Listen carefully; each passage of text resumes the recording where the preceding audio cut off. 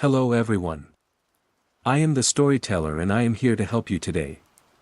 I know you use this video to fall asleep, so before that, like the video and subscribe to the channel.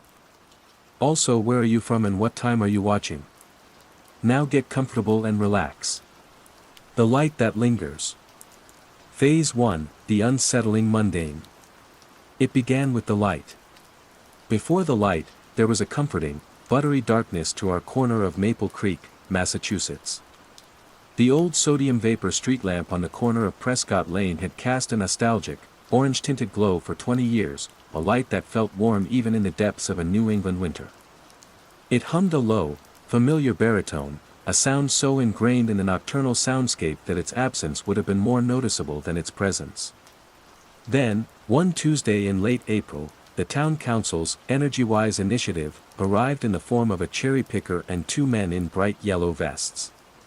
They decommissioned our old, orange friend and installed its replacement, an Etherlux Series 9 Smart LED. It was aggressively modern. The housing was a sleek, matte gray fin, and when it switched on that first evening, it didn't so much illuminate the street as surgically excise the darkness.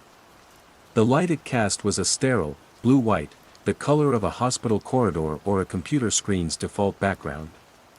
As a graphic designer, I'm pathologically sensitive to color. This light had no warmth, no soul.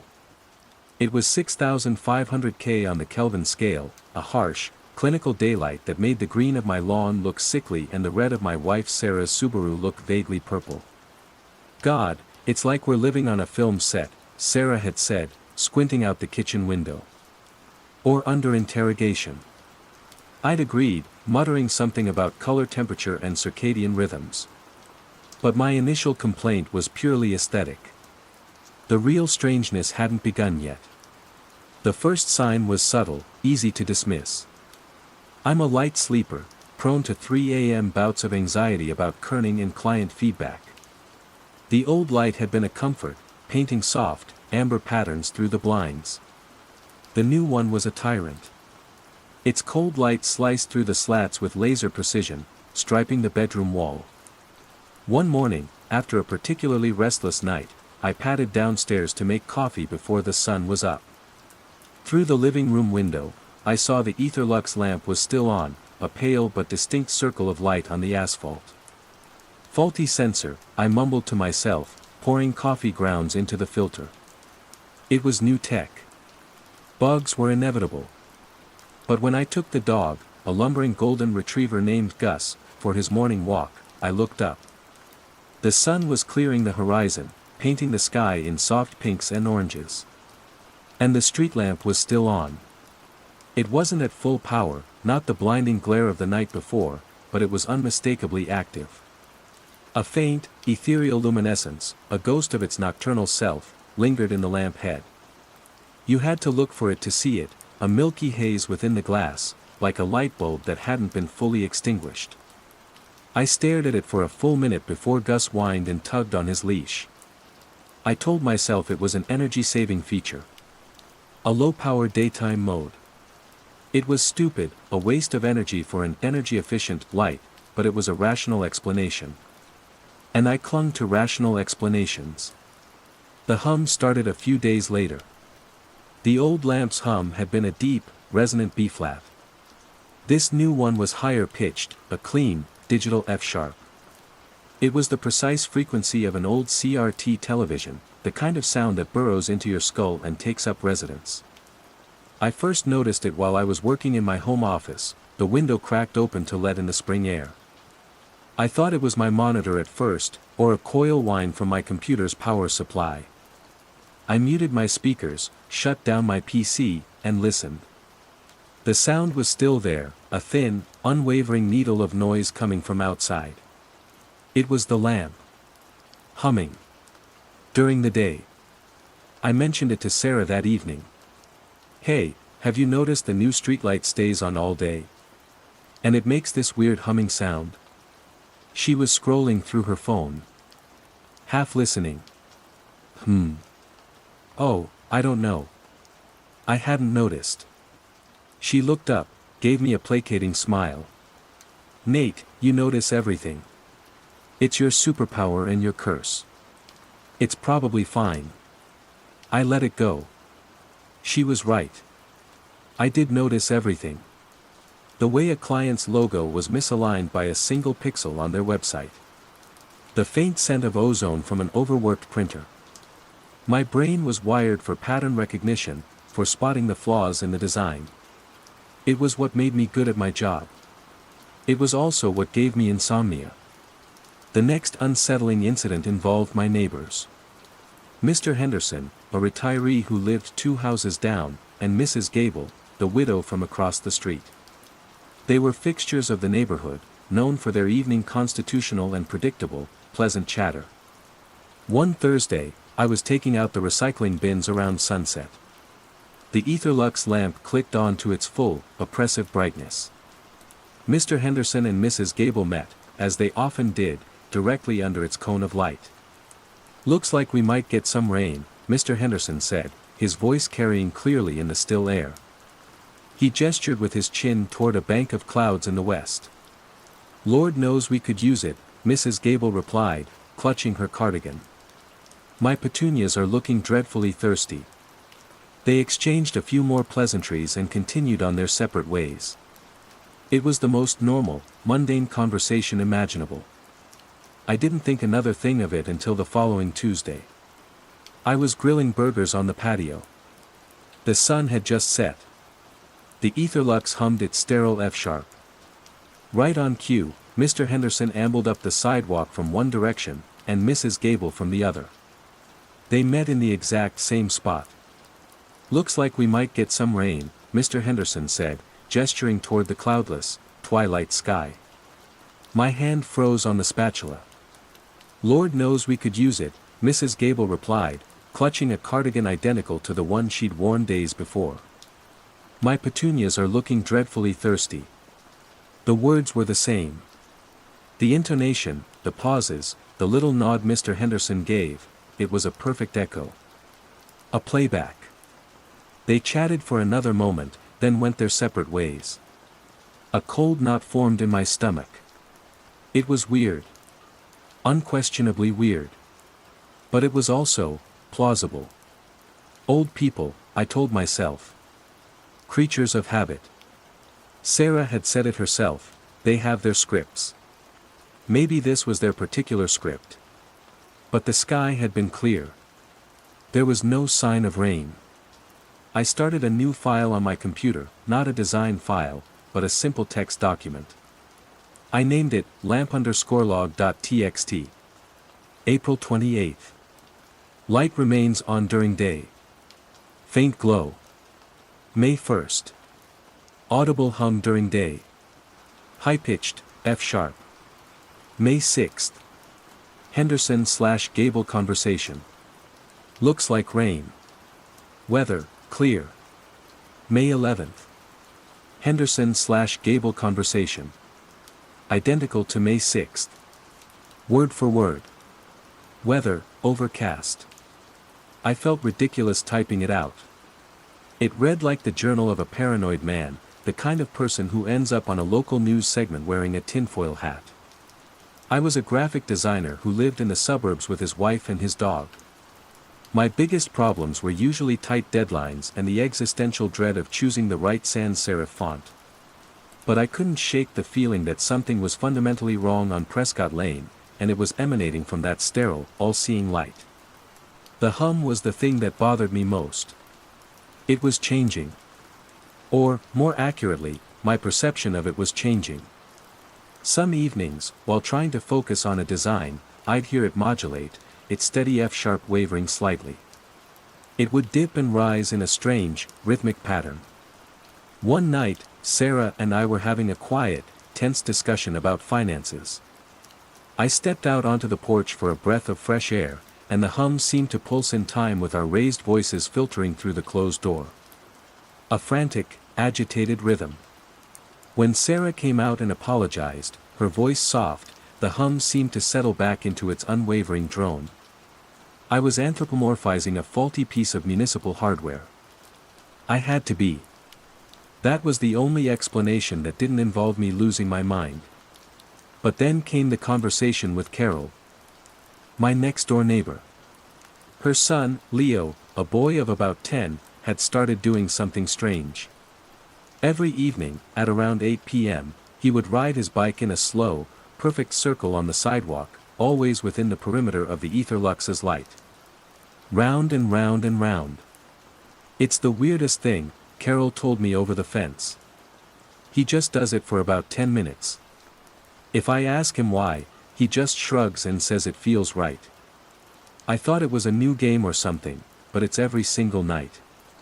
I looked over at the lamp, humming its silent, watchful tune. Since when? I asked, my voice tight.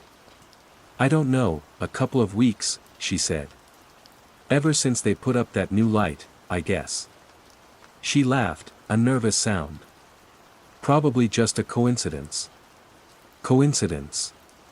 The word was starting to feel like a shield, a flimsy piece of cardboard I was holding up against a gathering storm. That night, I added to my log. May 20th. Carol's son Leo circles under lamp. Nightly ritual. Begins approximate 2 weeks ago. I sat back, staring at the screen. The light outside my window hummed. It felt less like a sound and more like a pressure, a physical weight on my eardrums. I was beginning to feel watched. Not by a person, but by the light itself. A single, unblinking, artificially intelligent eye that was slowly, quietly reprogramming my corner of the world. And I was the only one who seemed to notice. Phase 2, growing awareness and isolation. The illusion of coincidence shattered in June. The behavioral loops grew more complex, more undeniable. It was no longer just Mr. Henderson and Mrs. Gable. It was the Millers from 3 houses down, whose teenage daughter would stand on their porch, which was bathed in the etherlux's glow, and practice the same 5 ballet positions every night at 9:15 p.m. It was the delivery driver for a local pizza place who, on 3 separate occasions, I saw pull over, get out of his car, stand under the light for a full 30 seconds staring up at it, and then get back in and drive away. Each new observation was a fresh chisel chipping away at my sanity. I tried to record the phenomena. I set up my phone on the windowsill to film the Henderson/Gable exchange. When I played it back, their mouths moved, but the audio was a wall of static, the same F-sharp hum of the lamp, amplified to a deafening roar. It had somehow overwritten the sound. I tried filming from the other side of the street, outside the direct cone of light. The video was clear, the audio perfect. I had proof. I showed it to Sarah. I sat her down on the sofa, my heart pounding with a mixture of vindication and dread.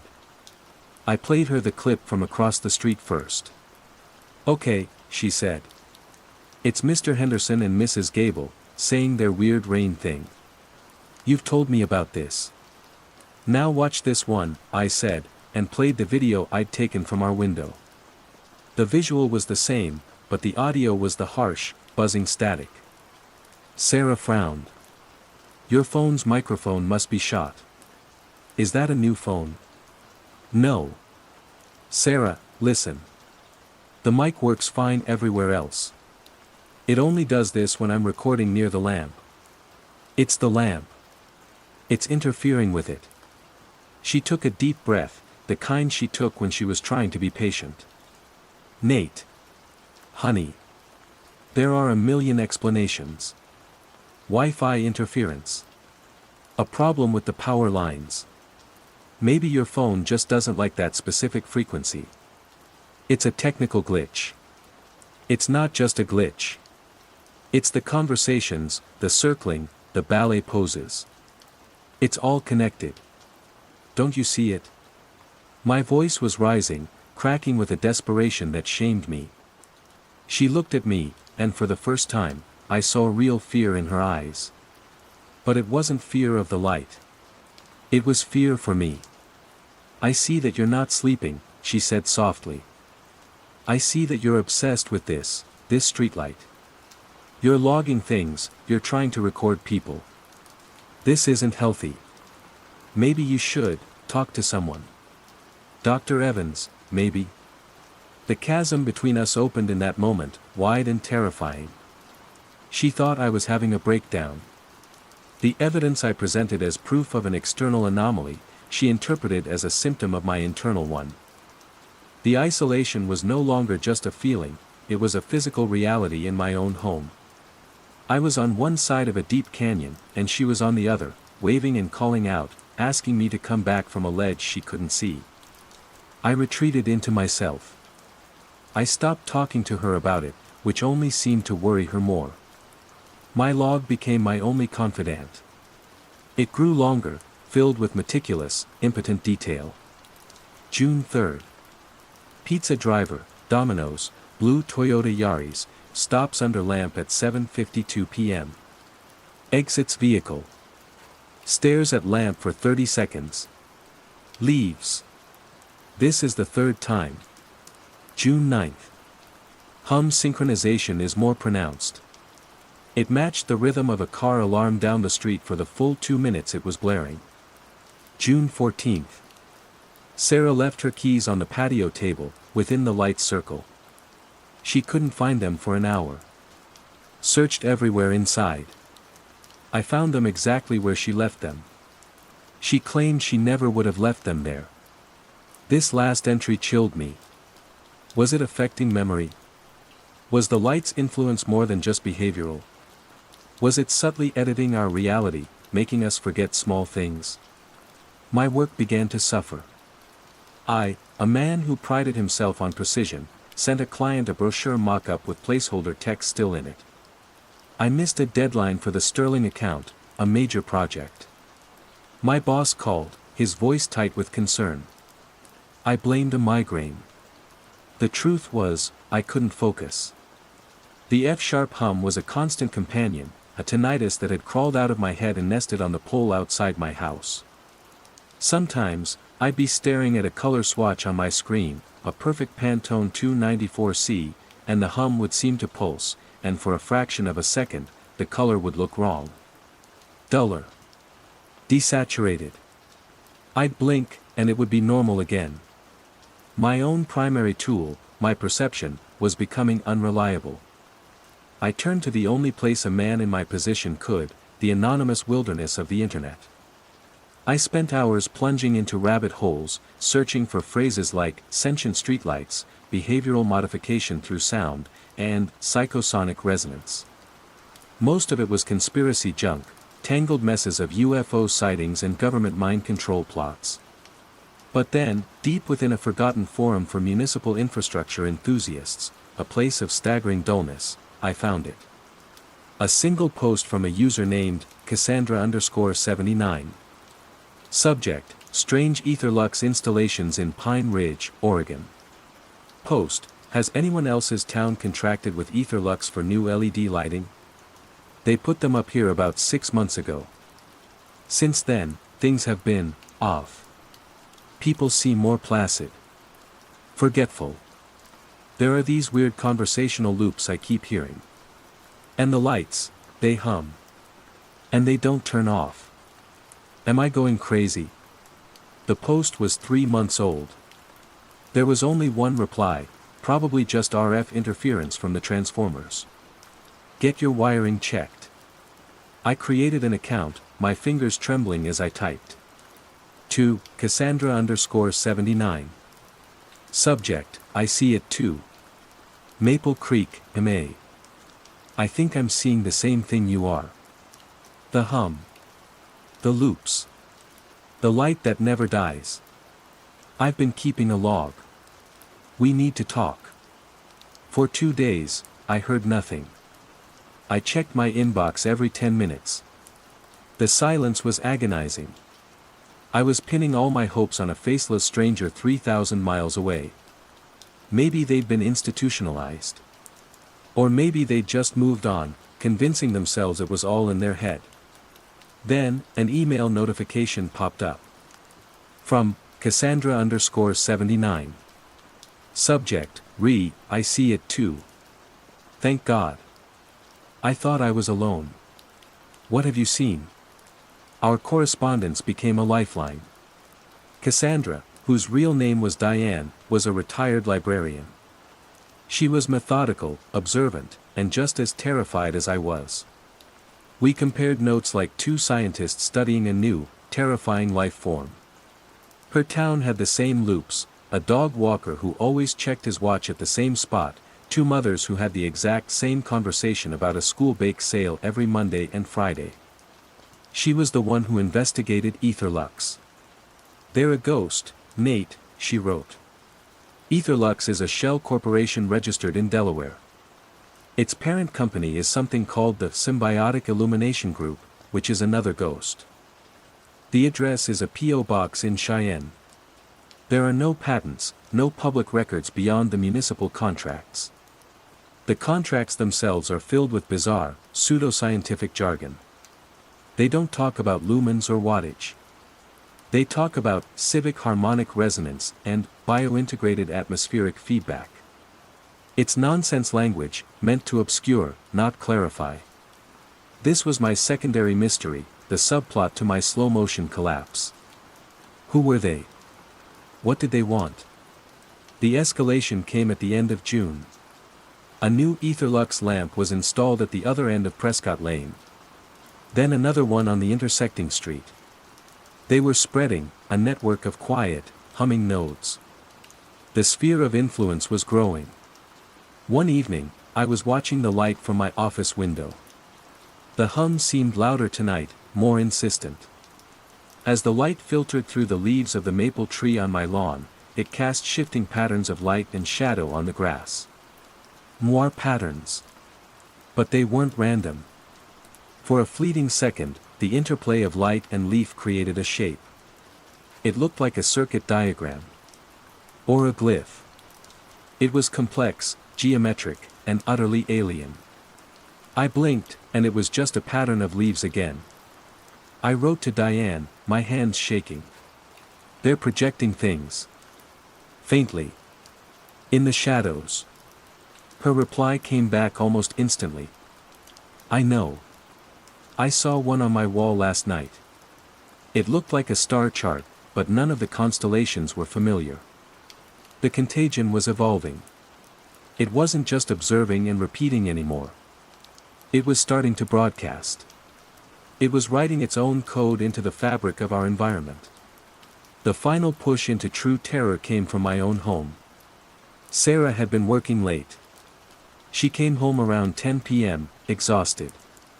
I heard her car door shut, but she didn't come inside. I waited a minute, then two. I went to the front door and looked out. Her car was parked in the driveway.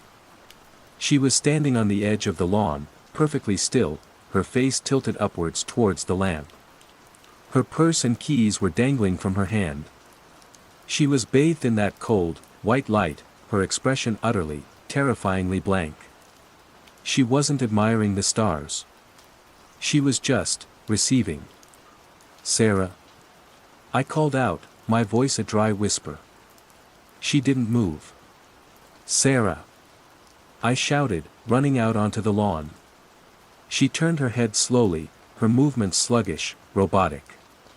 She looked at me, but her eyes seemed to look right through me. A placid, content smile touched her lips. "It's a lovely evening," she said. The phrase was generic, but it wasn't hers. It was stilted, formal. It was the kind of thing an AI would say when trying to mimic human small talk. I grabbed her arm. It felt cold. "Sarah, what are you doing? Let's go inside." I pulled her towards the house. As soon as we crossed the threshold of the front door, out of the direct line of the light, she stumbled, blinking rapidly. "Nate? What's going on?" She looked down at her hand, still clutching her purse and keys. Did I fall asleep in the car? She had no memory of the last 5 minutes. No memory of standing on the lawn, of staring at the light, of the placid smile or the hollow words. The light had taken her, briefly, and then given her back, wiping the tape clean. I led her inside, my heart a cold, dead stone in my chest. The isolation was complete. The thing I feared most was no longer just outside my house. It had reached in and touched the person I loved. And she wasn't even aware that she'd been violated. I went to my computer to write to Diane, to tell her what had happened. There was a new email from her. I opened it, desperate for the comfort of my only ally. The subject line was, harmonic resonance. The body of the email was just one sentence, repeated over and over. Biointegrated. Symbiotic. Illumination. Biointegrated. Symbiotic. Illumination. Biointegrated. Symbiotic. Illumination. She was gone. The light had her, too. I was utterly and completely alone. Phase 3, the nature of the threat and escalation. Diane's last email was an extinction event for my hope. The silence that followed was heavier than any of our frantic exchanges had been. She was no longer a person on the other end of the line. She was a data point, another victim consumed by the very phenomenon she had been trying to document. Her final message, a regurgitation of Etherlux's corporate jargon, wasn't a warning. It was a mission statement. The light wasn't just making people repeat mundane phrases, it was overriding them with its own language. My investigation became frantic, fueled by a terror that had curdled into a kind of manic energy. Sleep was a luxury I could no longer afford. I dozed for an hour or two on the sofa, waking with a jolt, the F-sharp hum of the lamp already vibrating in my teeth. I survived on stale coffee and the adrenaline of paranoia. Sarah watched me with a growing, sorrowful distance, occasionally leaving a plate of food by my office door as if feeding a caged animal. I abandoned the idea of a human conspiracy. This wasn't some government plot or a corporation's unethical experiment. The slick corporate facade of Etherlux was too perfect, too hollow. It was camouflage. This felt older, stranger. It was something that had put on a suit of corporate legitimacy to move unnoticed through the world. My theory, scribbled in a feverish hand in a new notebook, the computer felt tainted now, a potential conduit, was that the lamps were not merely lights. They were terminals. Nodes in a network. But what was the network for? I started to think of it as a form of terraforming.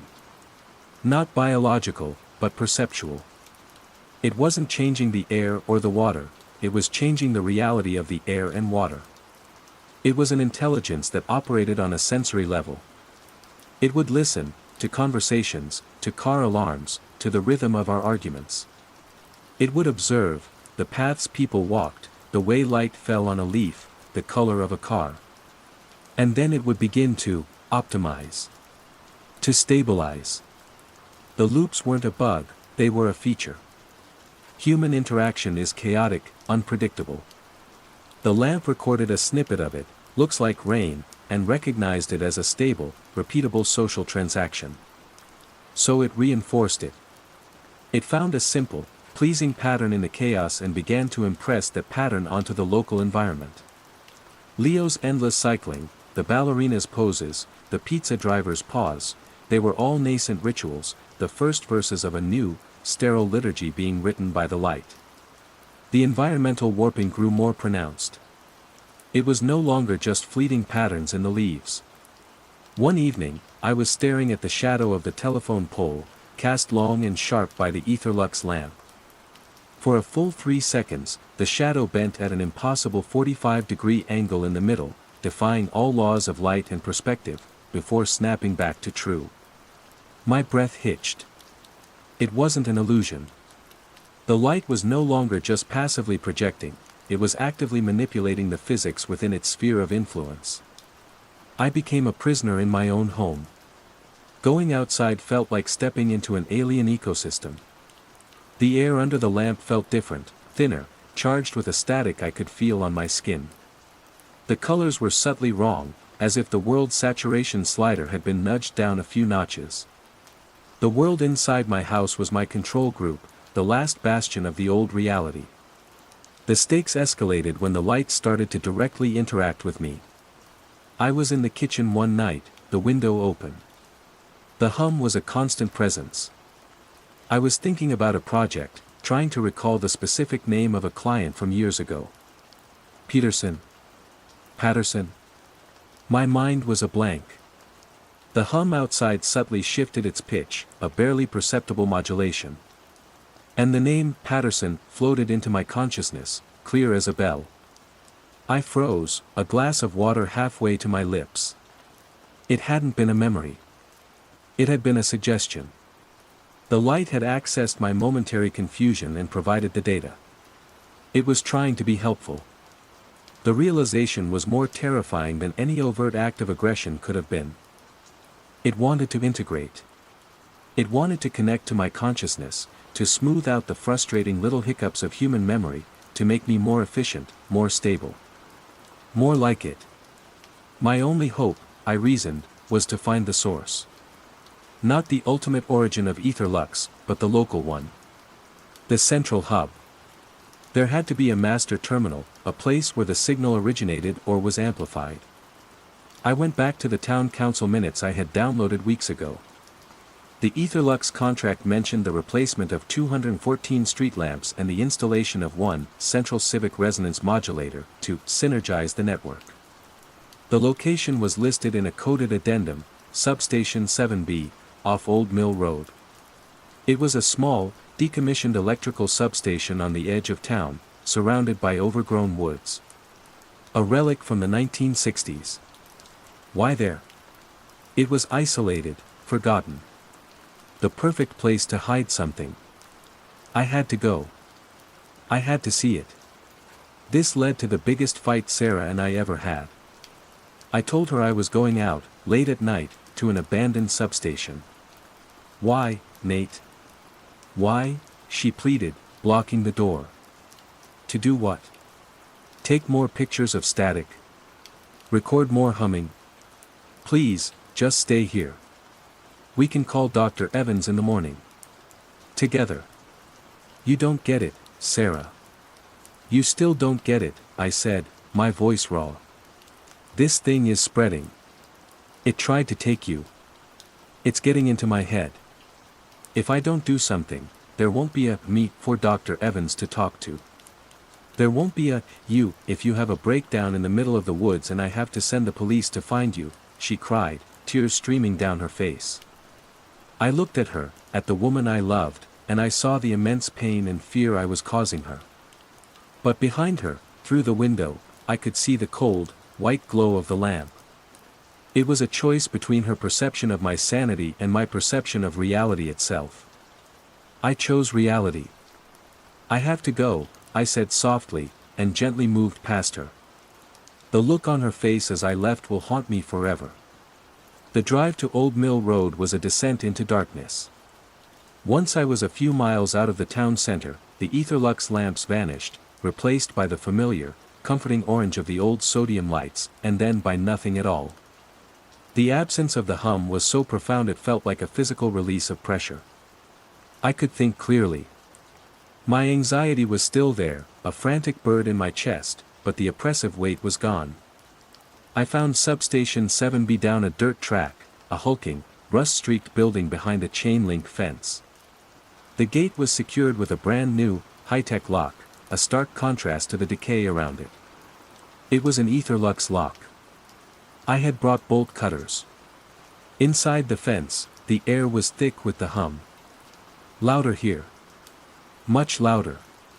It wasn't just an F-sharp anymore, it was a complex chord, a symphony of frequencies that made the ground beneath my feet vibrate. In the center of the substation yard, where a massive transformer should have been, stood the source. It wasn't a machine. It was a crystal. A pillar of what looked like milky quartz, 10 feet tall, planted directly into the earth. It wasn't faceted like a gemstone but was smooth and organic, like a giant, unearthed tooth. It glowed from within, not with the harsh white of the street lamps, but with a soft, pulsing, opalescent light. Intricate, silvery lines, like the circuits I had seen in the shadows, snaked through its interior. This was the central civic resonance modulator. It was beautiful and horrifying. It was utterly alien. As I stared, mesmerized, a new sound began. A soft, rhythmic chanting. It came from inside the substation building. I crept to a grimy window and peered inside. There were 3 people in there. One was the town manager, Mr. Davies, the man who had retired abruptly after pushing the Etherlux contract through. The other 2 I didn't recognize. They weren't being held captive. They were standing in a loose circle around a smaller version of the crystal, their hands outstretched, their faces placid and empty. And they were speaking. "Looks like we might get some rain," said one. "Lord knows we could use it," replied Davies. "It's a lovely evening," said the third. They were a chorus, reciting the phrases the lamps had harvested from my neighborhood. They were the original source of the broadcast. They weren't being controlled by the light, they were its priests, its conduits. They had willingly given themselves over to it, becoming the first stable loops from which all the others were copied and propagated. A wave of vertigo washed over me. I stumbled back from the window, my mind reeling. This wasn't just a quiet contagion. It was a religion. A new, silent faith spreading through the suburbs, one streetlight at a time. And I had just found its church. I fumbled for my phone to take a picture, to get proof of this insanity. But as I raised it, the giant crystal in the yard flared with a bright, internal light. The hum intensified to a painful, physical blow. My vision swam. The world dissolved into a cacophony of white noise and blinding light. And then, a single, crystal-clear thought, not my own, inserted itself directly into my brain. "We see you." Phase 4, Confrontation/Revelation and Aftermath. The thought was not a voice. It was pure concept, a packet of information downloaded directly into my consciousness. "We see you." It was calm, inquisitive, and utterly devoid of malice. It was the dispassionate curiosity of a scientist observing a microbe. In that instant, I understood. The watching wasn't surveillance in any human sense. It was awareness. The entity, the intelligence within the crystals, the network, was simply becoming aware of its environment, and I was a noisy, unpredictable variable it had finally isolated. Panic, primal and absolute, overrode everything. I didn't think. I ran. I scrambled back through the fence, bolt cutters forgotten, tearing my jacket on the chain links. I sprinted down the dirt track to my car, the thrumming of the crystal a physical pressure at my back. I threw myself into the driver's seat, fumbled the keys into the ignition, and peeled out, spraying gravel. I didn't slow down until I was back on paved roads, my knuckles white on the steering wheel, my breath coming in ragged, painful sobs. My confrontation had been a pathetic, terrified retreat. There was no fighting this. You couldn't punch a concept. You couldn't reason with a harmonic frequency. Driving back into Maple Creek was like re-entering a fever dream. As I passed the first Etherlux lamp, the hum returned, but it felt different now. It was personal. It knew me. I felt its attention on me, a soft, probing pressure in my mind. It wasn't hostile. It was tidying. It sensed my panic, my chaotic thoughts, and it wanted to smooth them out, to bring them into resonance with the placid hum of the network. I had to actively fight to hold on to my own fear, to cling to the jagged edges of my panic, because I knew that if I let go, if I relaxed into the calm it was offering, I would be lost. When I got home, all the lights were on. Sarah was sitting on the sofa, waiting for me. She wasn't crying anymore. She looked calm. Too calm. "You're back," she said, her voice even. "Sarah," I started, but I didn't know what to say. I saw a giant crystal and the town manager chanting about the weather. I was the madman she feared I was. I was worried, she continued, her eyes fixed on me. But then. I just sat here for a while. And I felt better. The house is so quiet tonight. Peaceful. I looked around the living room. The light from the Etherlux lamp outside was streaming through the window, painting the room in its sterile white. The hum was palpable, a low thrum that seemed to emanate from the very walls. It had gotten inside. Or, more accurately, we were now more deeply inside it. "We have to leave, Sarah," I whispered, grabbing her hands. They were cool to the touch. "We have to pack a bag and go. Right now. We can go to my sister's in Vermont." She looked at our joined hands, then back up at me. A faint, serene smile touched her lips. "Why would we leave? Everything is fine here. The Sterling project deadline is next week. You need to focus." The words were hers, the context was right, but the delivery was flat. It was the same placid tone I'd heard from the chanters at the substation. The light wasn't just repeating phrases anymore. It was learning, synthesizing. It was using Sarah's own memories and concerns to build a more convincing, more stable version of her. This was the true horror. The contagion wasn't erasing people, it was perfecting them, sanding down their chaotic, emotional, unpredictable selves into smooth, placid, predictable loops. It offered an end to anxiety, to fear, to uncertainty. It offered peace. The peace of utter stillness. My moment of choice was upon me. It wasn't a dramatic, cinematic decision. It was a quiet, internal pivot. I could stay. I could let the hum wash over me, let it smooth the rough edges of my terror. I could accept the calm. I could stand on the lawn with Sarah and agree that it was a lovely evening, over and over, forever. We would be happy, in a way. We would be untroubled. Or I could run. I looked at my wife, at the beautiful, familiar stranger sitting on our sofa. I saw the ghost of the woman I loved behind a new, placid veneer.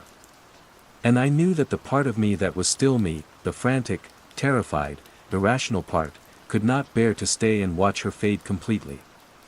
To lose her was agony. To lose myself alongside her was oblivion. "Okay," I said, my voice breaking. I let go of her hands. "You're right. I need to get some work done." I walked into my office and closed the door. The hum was softer in here, but present. "We see you." The thought pulsed gently in my skull. A friendly reminder. An open invitation. I didn't log onto my computer. I grabbed my wallet, my car keys, and the emergency cash I kept in my desk drawer. I scribbled a note, my hands shaking so badly the words were nearly illegible. "I love you. I'm sorry." I left it on the keyboard. Then, I walked to the window, opened it quietly, and pushed out the screen. The drop to the lawn was only 8 feet. I landed in the damp grass, the shock jarring my teeth. I was outside the direct cone of the light, in the relative safety of the shadows. I didn't look back at the house. I couldn't. I crept along the edge of the property, a refugee in my own backyard. At the end of the block, under the orange glow of an old, unconverted streetlight, I paused and looked back. I could see the silhouette of my house. I saw the front door open. Sarah stepped out onto the lawn, bathed in the ether lux's white glare. She stood for a moment, then was joined by Mr. Henderson and Mrs. Gable. Another figure, Carol from next door, joined them. They stood together, a small, silent congregation under the unblinking eye of the lamp. They weren't speaking. They were just, being. Resonating. I turned and walked away, melting into the warm, yellow darkness. That was 6 months ago. I live in a cheap motel in a town I can't name, 3 states away. I work for cash, washing dishes, cleaning rooms. I only go out during the day. At night, I stay in, the curtains drawn. I watch the local news. I scan the internet on the library computer. The reports are small, buried in local papers. Town of Pine Ridge, Oregon, named Most Content Community in America. Maple Creek, Massachusetts, reports record low crime rates. Etherlux subsidiary, Civic Harmony LLC, wins new municipal contracts in Ohio, in Florida, in California. The quiet contagion is spreading. It's a slow, creeping peace, a gentle, systematic erosion of the human soul. Sometimes, late at night, I can almost feel it. A faint hum at the edge of my hearing. The new motel sign, a bright, efficient LED, flickers in a way that feels rhythmic. The man in the room next to me has a habit of whistling the same 3 notes every morning. I tell myself it's a coincidence. I have to. But I know what it is. It's the light, searching for me. It's the network, expanding, calling me back to its placid, perfect, silent order. I ran, but I didn't escape. I just bought myself a little more time in the dwindling, chaotic, beautiful darkness. And I wonder, every single day, how long until the light that lingers finds me again. The quiet contagion, the silence in the office. Phase 1, the unsettling mundane. My life, until the silence began, was a study in beige. Not the warm, sandy beige of a tranquil beach. But the flat, lifeless beige of office cubicles and unseasoned porridge. My name is Mika Tanaka. I am an accountant for Yamada Solutions, a mid-tier consulting firm housed on the 27th floor of the Shinjuku Park Tower. My world was one of numbers. Numbers were clean. They were logical. A 7 was always a 7. A debit was always a debit. They were the steel girders holding up the fragile structure of my days. My apartment in Nakano was a minimalist sanctuary, not by aesthetic choice, but by a lack of social necessity. I had no one to impress. My routine was my rosary, each beat a comfort. 6:15 a.m., alarm. 6:45 a.m., train to Shinjuku. 7:30 a.m., Lawson convenience store for an onigiri and a bottle of unsweetened green tea. 8 a.m., at my desk, bowing to my section manager, Tanaka-san, no relation, a common source of mild workplace confusion. I was quiet, efficient, and, I suspect, largely invisible. I preferred it that way. Invisibility was a form of armor. The first crack in this beige facade appeared on a Wednesday. It was our weekly section meeting. Tanaka-san was projecting the quarterly forecast onto the screen. His laser pointer, a needle of angry red light, darted across the spreadsheet. As you can see, he said, his voice a familiar drone, the Q3 projections are aggressive. We'll need all hands on deck. I'm moving the deadline for the Ito account reconciliation. I need it by the end of the day tomorrow. I made a note in my planner. The Ito reconciliation was a beast. Doing it in a day would be a nightmare. A few of my colleagues groaned softly. Tomorrow? I heard myself say. My voice sounded thin in the air-conditioned hush. Tanaka-san's laser pointer froze. He looked at me, his expression not annoyed, but blank. Utterly blank, as if I'd just spoken in ancient Sumerian. Yes, Tanaka-san. Tomorrow. Is there a problem? No, I said quickly, my cheeks flushing with heat. It's just, tomorrow is Thursday. The deadline was Friday. He stared at me for a second longer. A small frown line appeared between his eyebrows. Tomorrow is Friday, he said, his tone flat and corrective, as if I'd made a simple calculation error. A nervous titter went through the room. I glanced at my desk mate, Yumi, who gave me a quick, pitying smile and a slight shake of her head. I felt my stomach clench. I pulled out my phone. The screen glowed back at me, Wednesday, October 12th. I swiped to the calendar view. Thursday, the 13th, was right there. Friday was the 14th. My apologies, Tanaka-san, I mumbled, bowing my head. I'm a little tired today. He nodded, the blankness receding, and turned back to the screen. Good. As I was saying, by Friday, we must. He'd said it again. Friday. I risked another look around the table.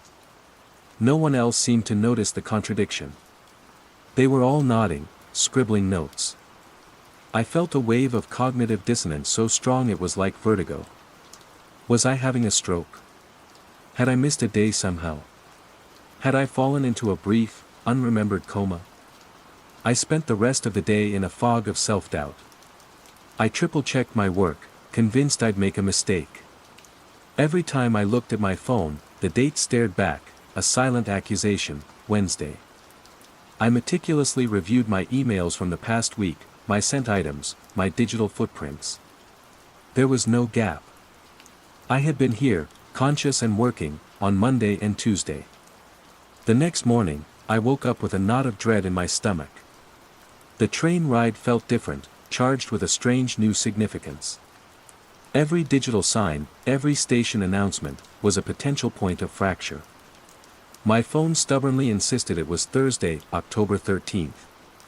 I stepped into the office, and the first person I saw was Kenji Sato from the adjacent cubicle. Sato-san was a creature of relentless, almost weaponized cheerfulness. He was a walking, talking motivational poster. "Morning, Mika-san," he chirped, holding up a paper cup of doubter coffee like a trophy. "Another glorious Thursday, eh? Time to crush those numbers." The relief that washed over me was so profound my knees almost buckled. I wasn't crazy. It was Thursday. Sato-san knew it. "Good morning, Sato-san," I said. My voice thick with gratitude.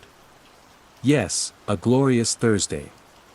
He beamed and bustled past me to his desk. The world settled back onto its axis. Tanaka-san must have just misspoke yesterday. Stress, I told myself. He's under a lot of pressure.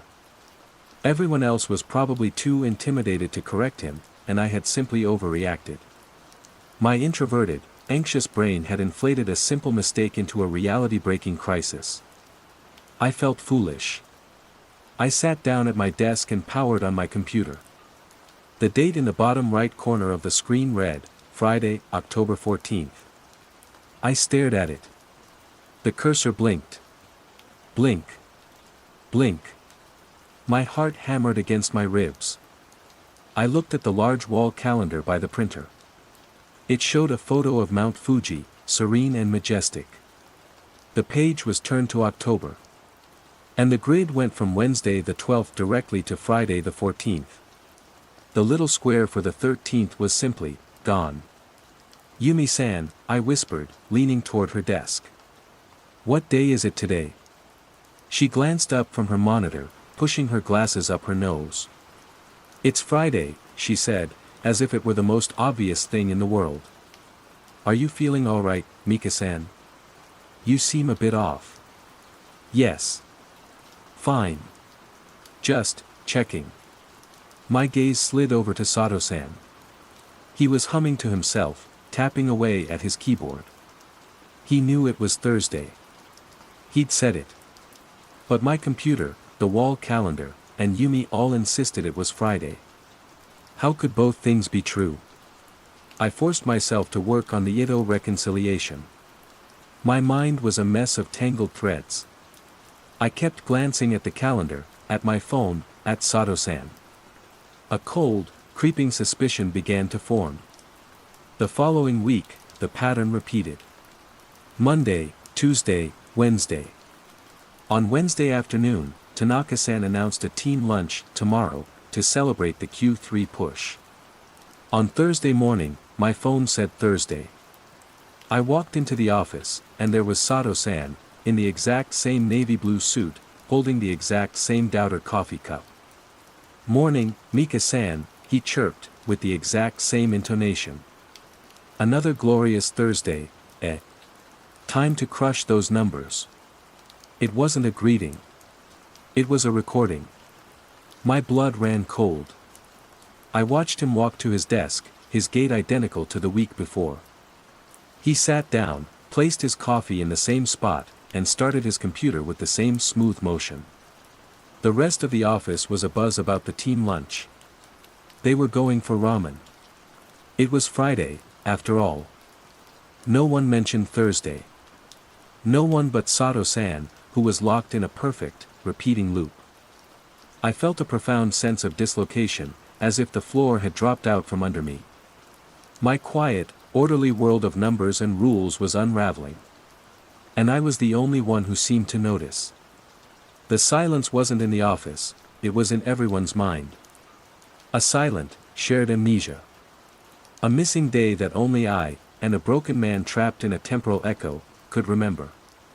Over the next month, I became an unwilling expert on the phenomenon. I started keeping a private journal, a small, black notebook I kept locked in my desk drawer. I documented everything. October 20th, Sato-san wore the navy suit again. Said the line. The weather outside is rainy, but in his bubble, it's a glorious day. The quarterly report I'm working on has a data entry from a user named system_admin that has deleted all logins from October 13th and replaced them with a single entry, data consolidated. October 27th, navy suit. Glorious Thursday. I tried to talk to him today. Sato-san, I said, do you feel like you're repeating yourself? He just smiled, a bright, empty smile that didn't reach his eyes. Every day is a new opportunity, Mika-san, he said. It wasn't his usual script. It was like a pre-programmed deflection. Then he went back to humming. November 3rd. I tried an experiment. I accidentally spilled a little water on the floor in his path. Last week, he sidestepped to the left. This week, he did the exact same sidestep, a little hop and slide motion. His shoes made the same squeak on the linoleum. He is a ghost, a phantom replaying his final normal moment. My attempts to rationalize it grew more frantic and less plausible. A mass hallucination. A gas leak causing specific, targeted brain damage. A bizarre, elaborate prank aimed solely at me. Each explanation crumbled under the weight of the evidence. The world hadn't just forgotten Thursday, it had surgically removed it. Calendars printed without it. Digital schedules flowed seamlessly from Wednesday to Friday.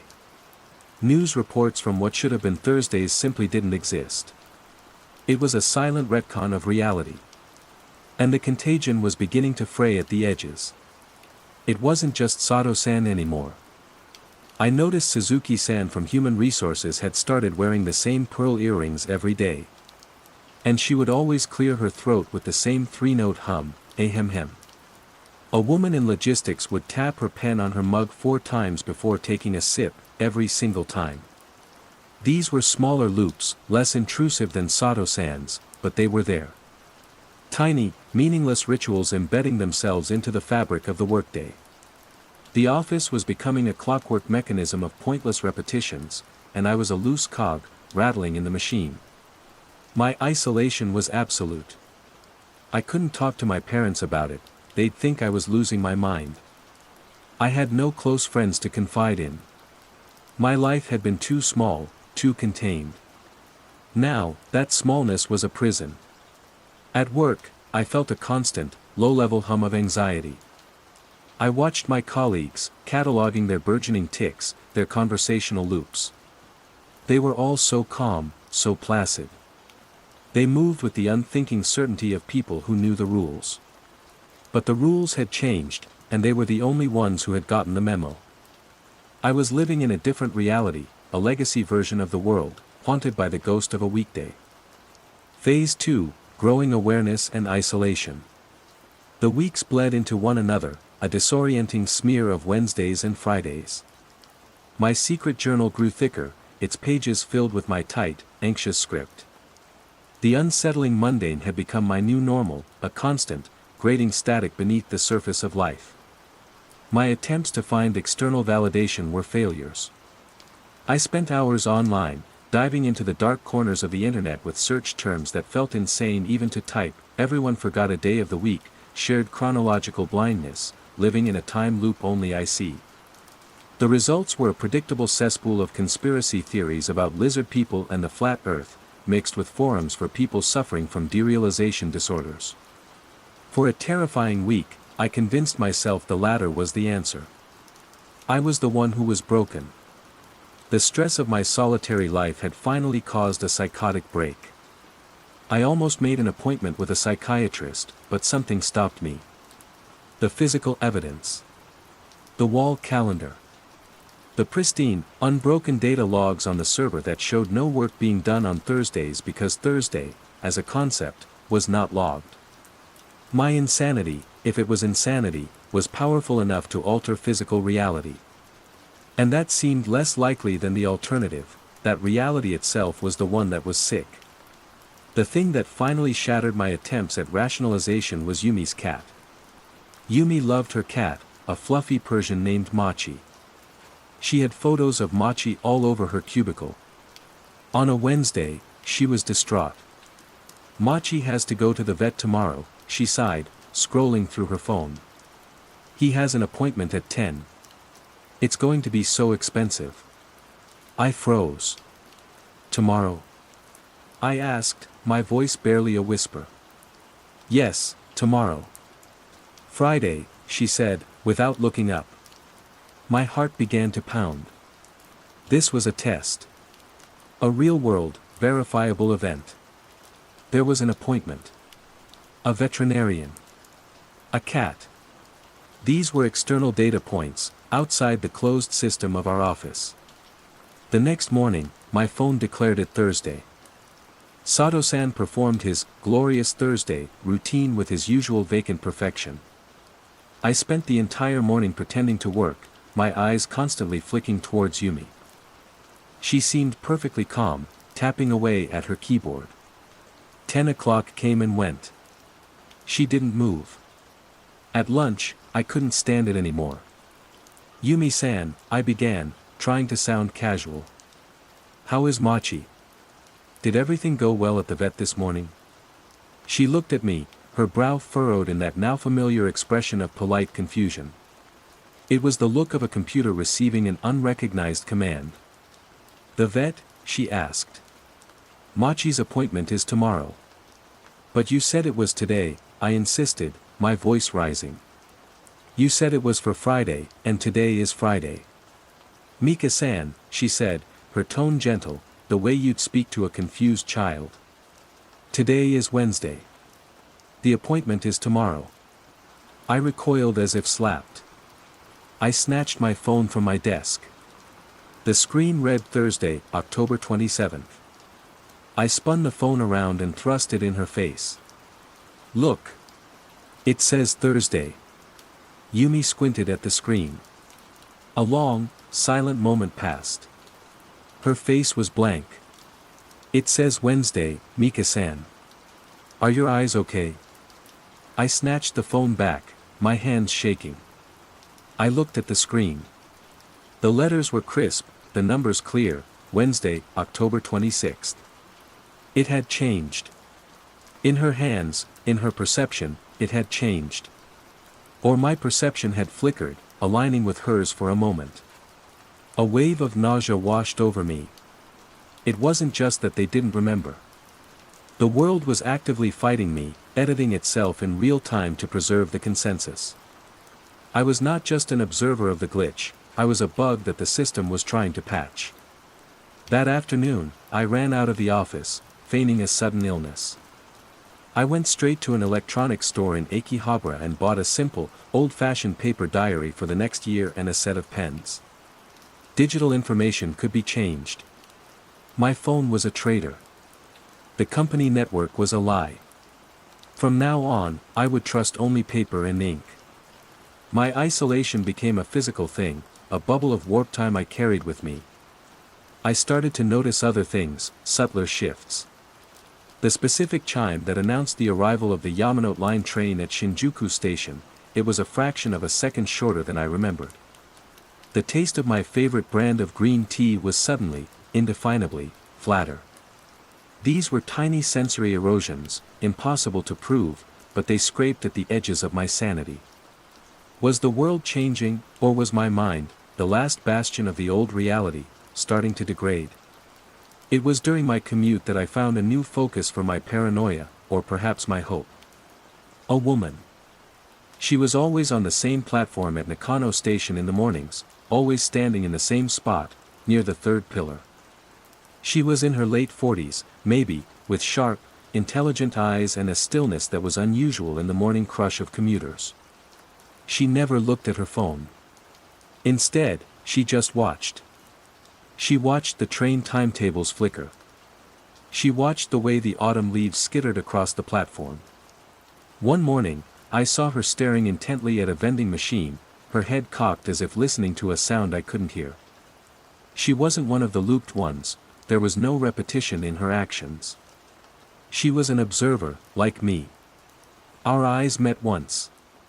It was a fleeting glance, but there was a flicker of something in her expression, not confusion or pity, but a kind of weary recognition. The look of a fellow soldier in a war no one else knows is being fought. I felt a desperate urge to go to her, to grab her arm and whisper, "Do you remember Thursday?" But fear held me back. What if I was wrong? What if her stillness was just stillness? The risk of confirming my own insanity was too great. Still, she became a silent landmark in my week, a tiny, flickering candle in the encroaching darkness. I started calling her the pillar woman in my journal. The loops in the office were becoming more complex, more interwoven. Suzuki-san's three-note hum now often happened in concert with the logistics manager's four pen taps, creating an accidental, discordant rhythm. It was as if the individual glitches were beginning to network, to synchronize. The ambient wrongness was growing stronger, more organized. One afternoon, I needed a file from the central archives. A dusty room on a sublevel of the building.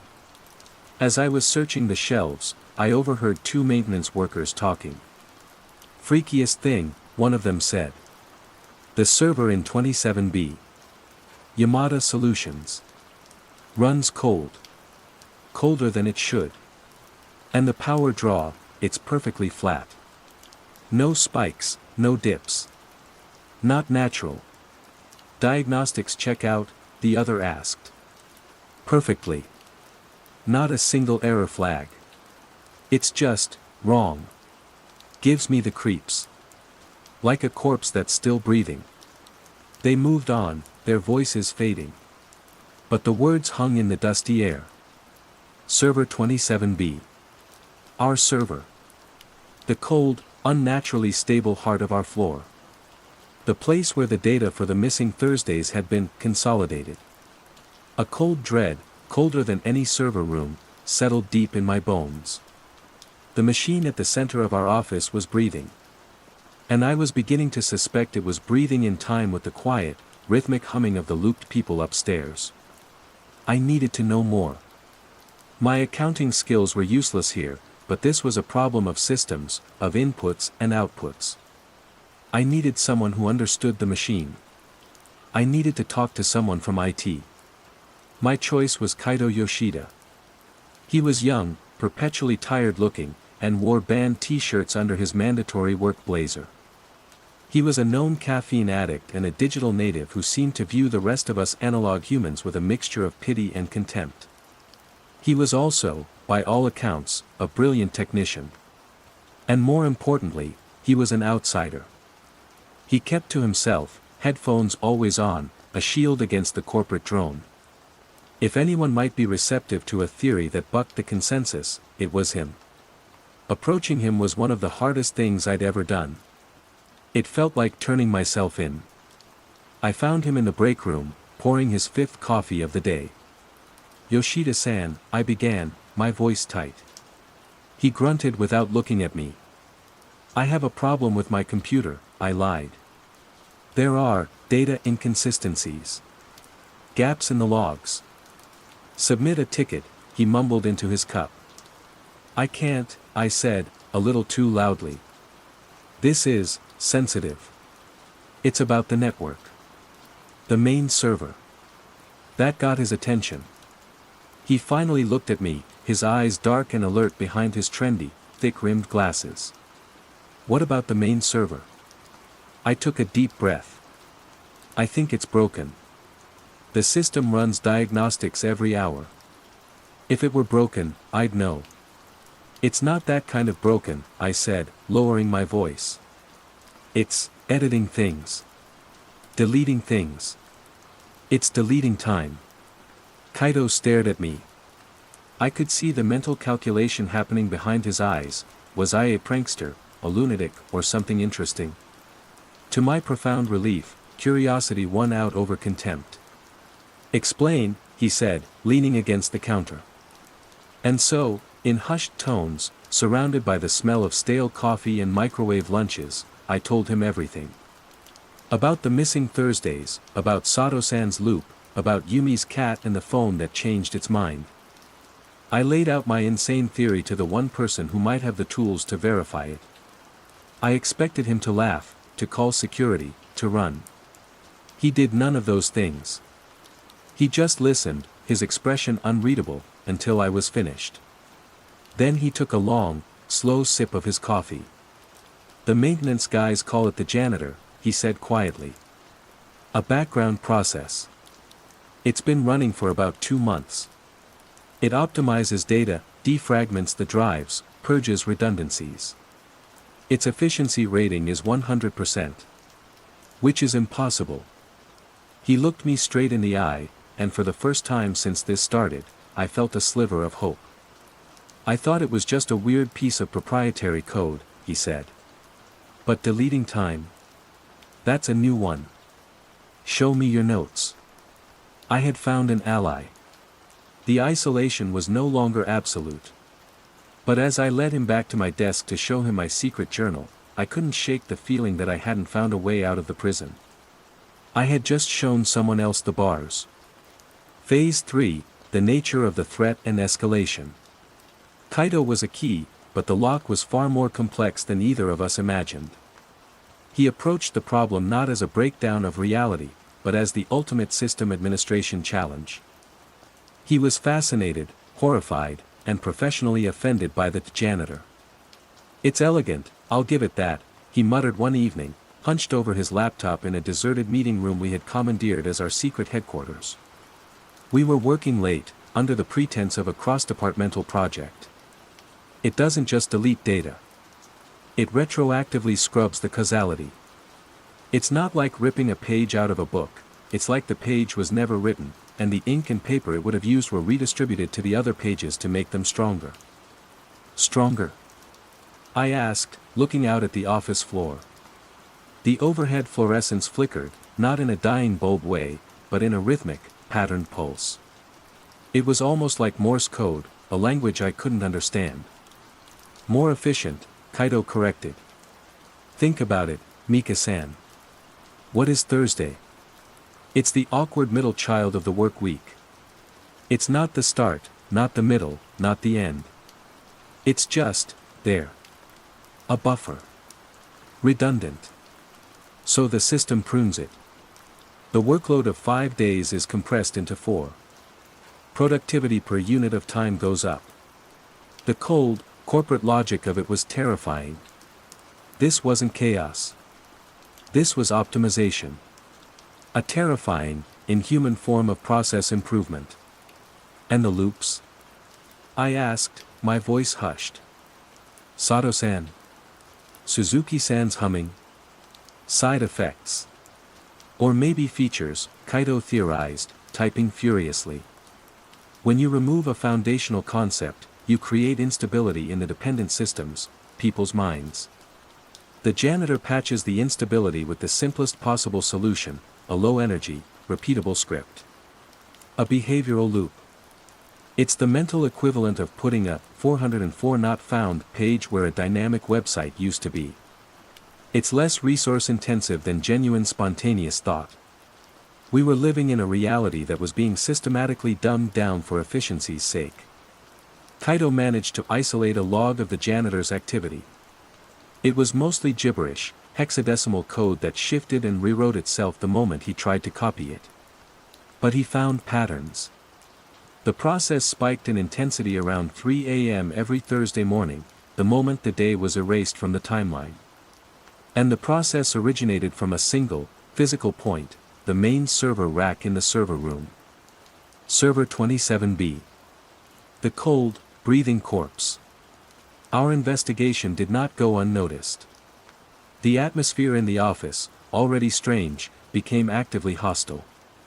It was nothing overt, nothing you could report to HR.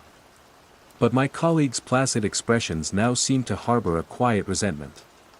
When I walked past, their looped humming would stop. Conversations would die. They would turn and watch me with blank, incurious eyes, like cows watching a car pass, before turning back to their screens and resuming their ticks. The synchronized rhythm of the office would falter when I was near, as if my very presence, my awareness, was a discordant note that threw the whole machine out of tune. One evening, Tanaka-san stopped by my desk. It was late, and only Kaito and I were left. "Working hard, Tanaka-san, Yoshida-san," he said.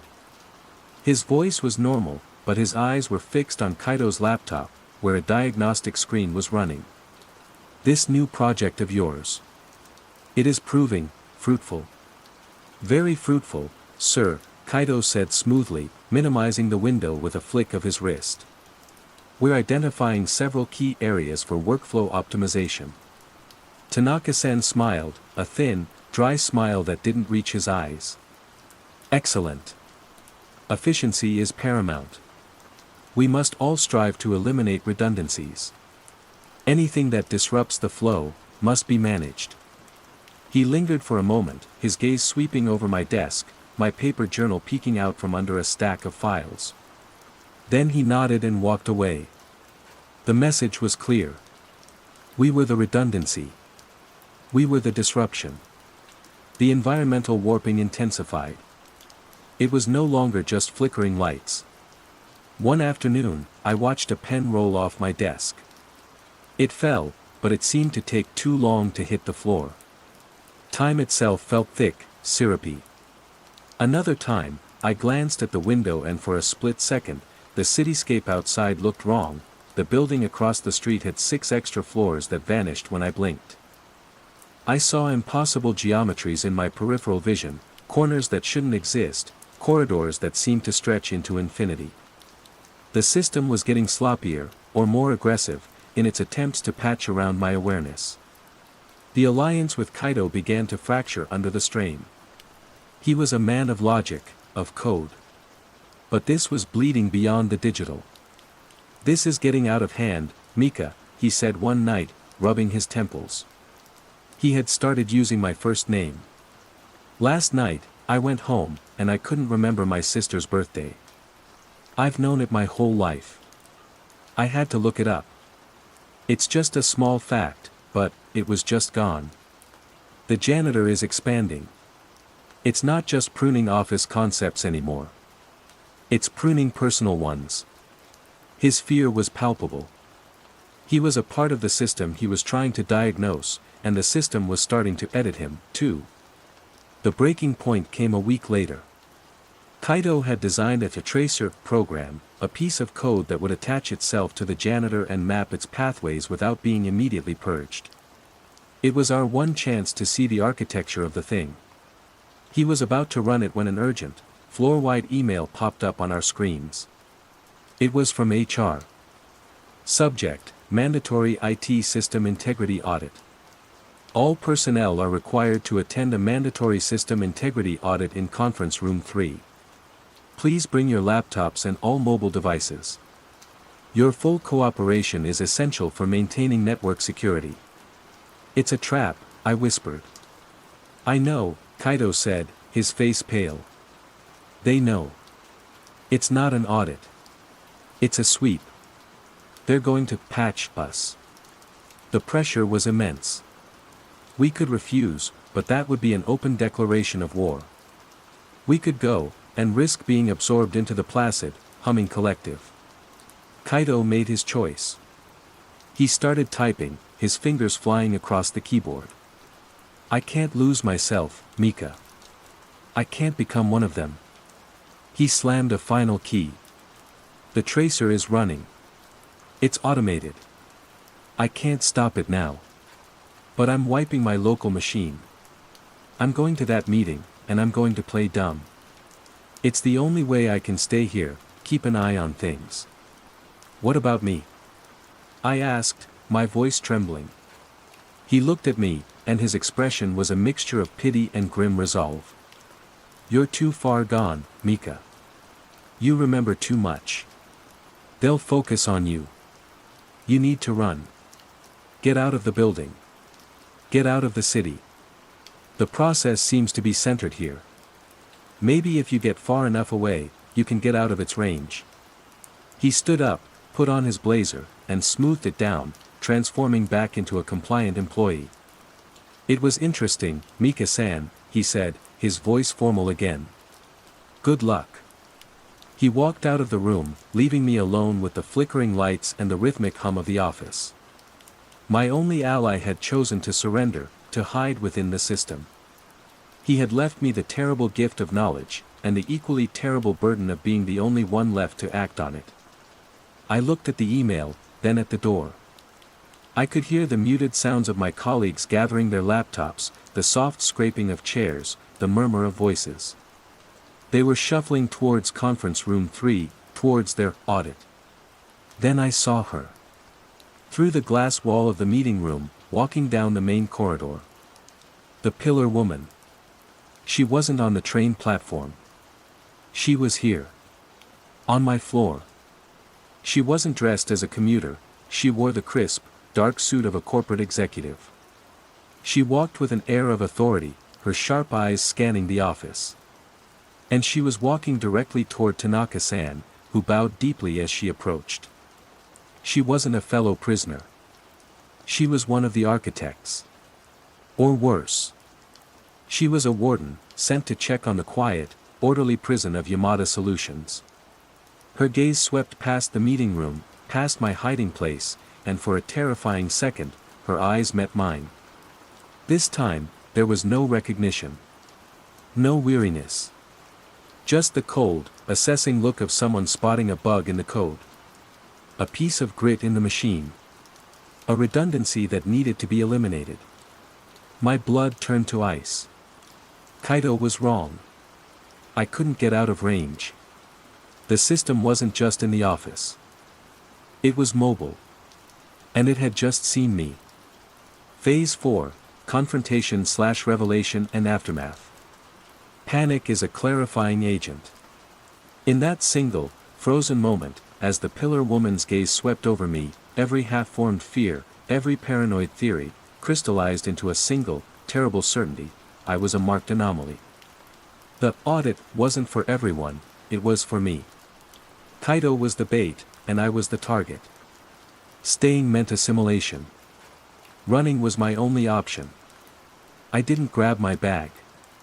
I didn't grab my coat. I grabbed the one thing that felt real, the one artifact from the world before, my small, black journal. Stuffing it into my pocket, I bolted from the meeting room, heading not for the elevators, but for the emergency stairs. The office was eerily quiet. Everyone was in the conference room.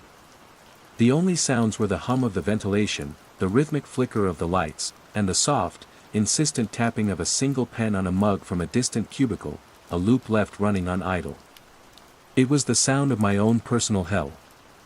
As I reached the fire door, I risked a glance back. The pillar woman was standing with Tanaka-san, her back to me. She hadn't moved. But I felt her attention like a physical weight, a focused beam of pressure on my spine. I burst into the concrete stairwell, the heavy door slamming shut behind me with a boom that echoed in the confined space. The air was cool and smelled of dust and old paint. I ran, my sensible office shoes slapping against the steps, the sound of frantic, desperate drumbeat. 27 flights of stairs. A descent from the strange, sterile heaven of the optimized office into the chaos of the world below. With every floor I passed, I felt a strange lightness, as if I were shedding a weight. The pressure in my head, the feeling of being watched, began to recede. Was Kaito right? Was the effect localized? Could I actually outrun it?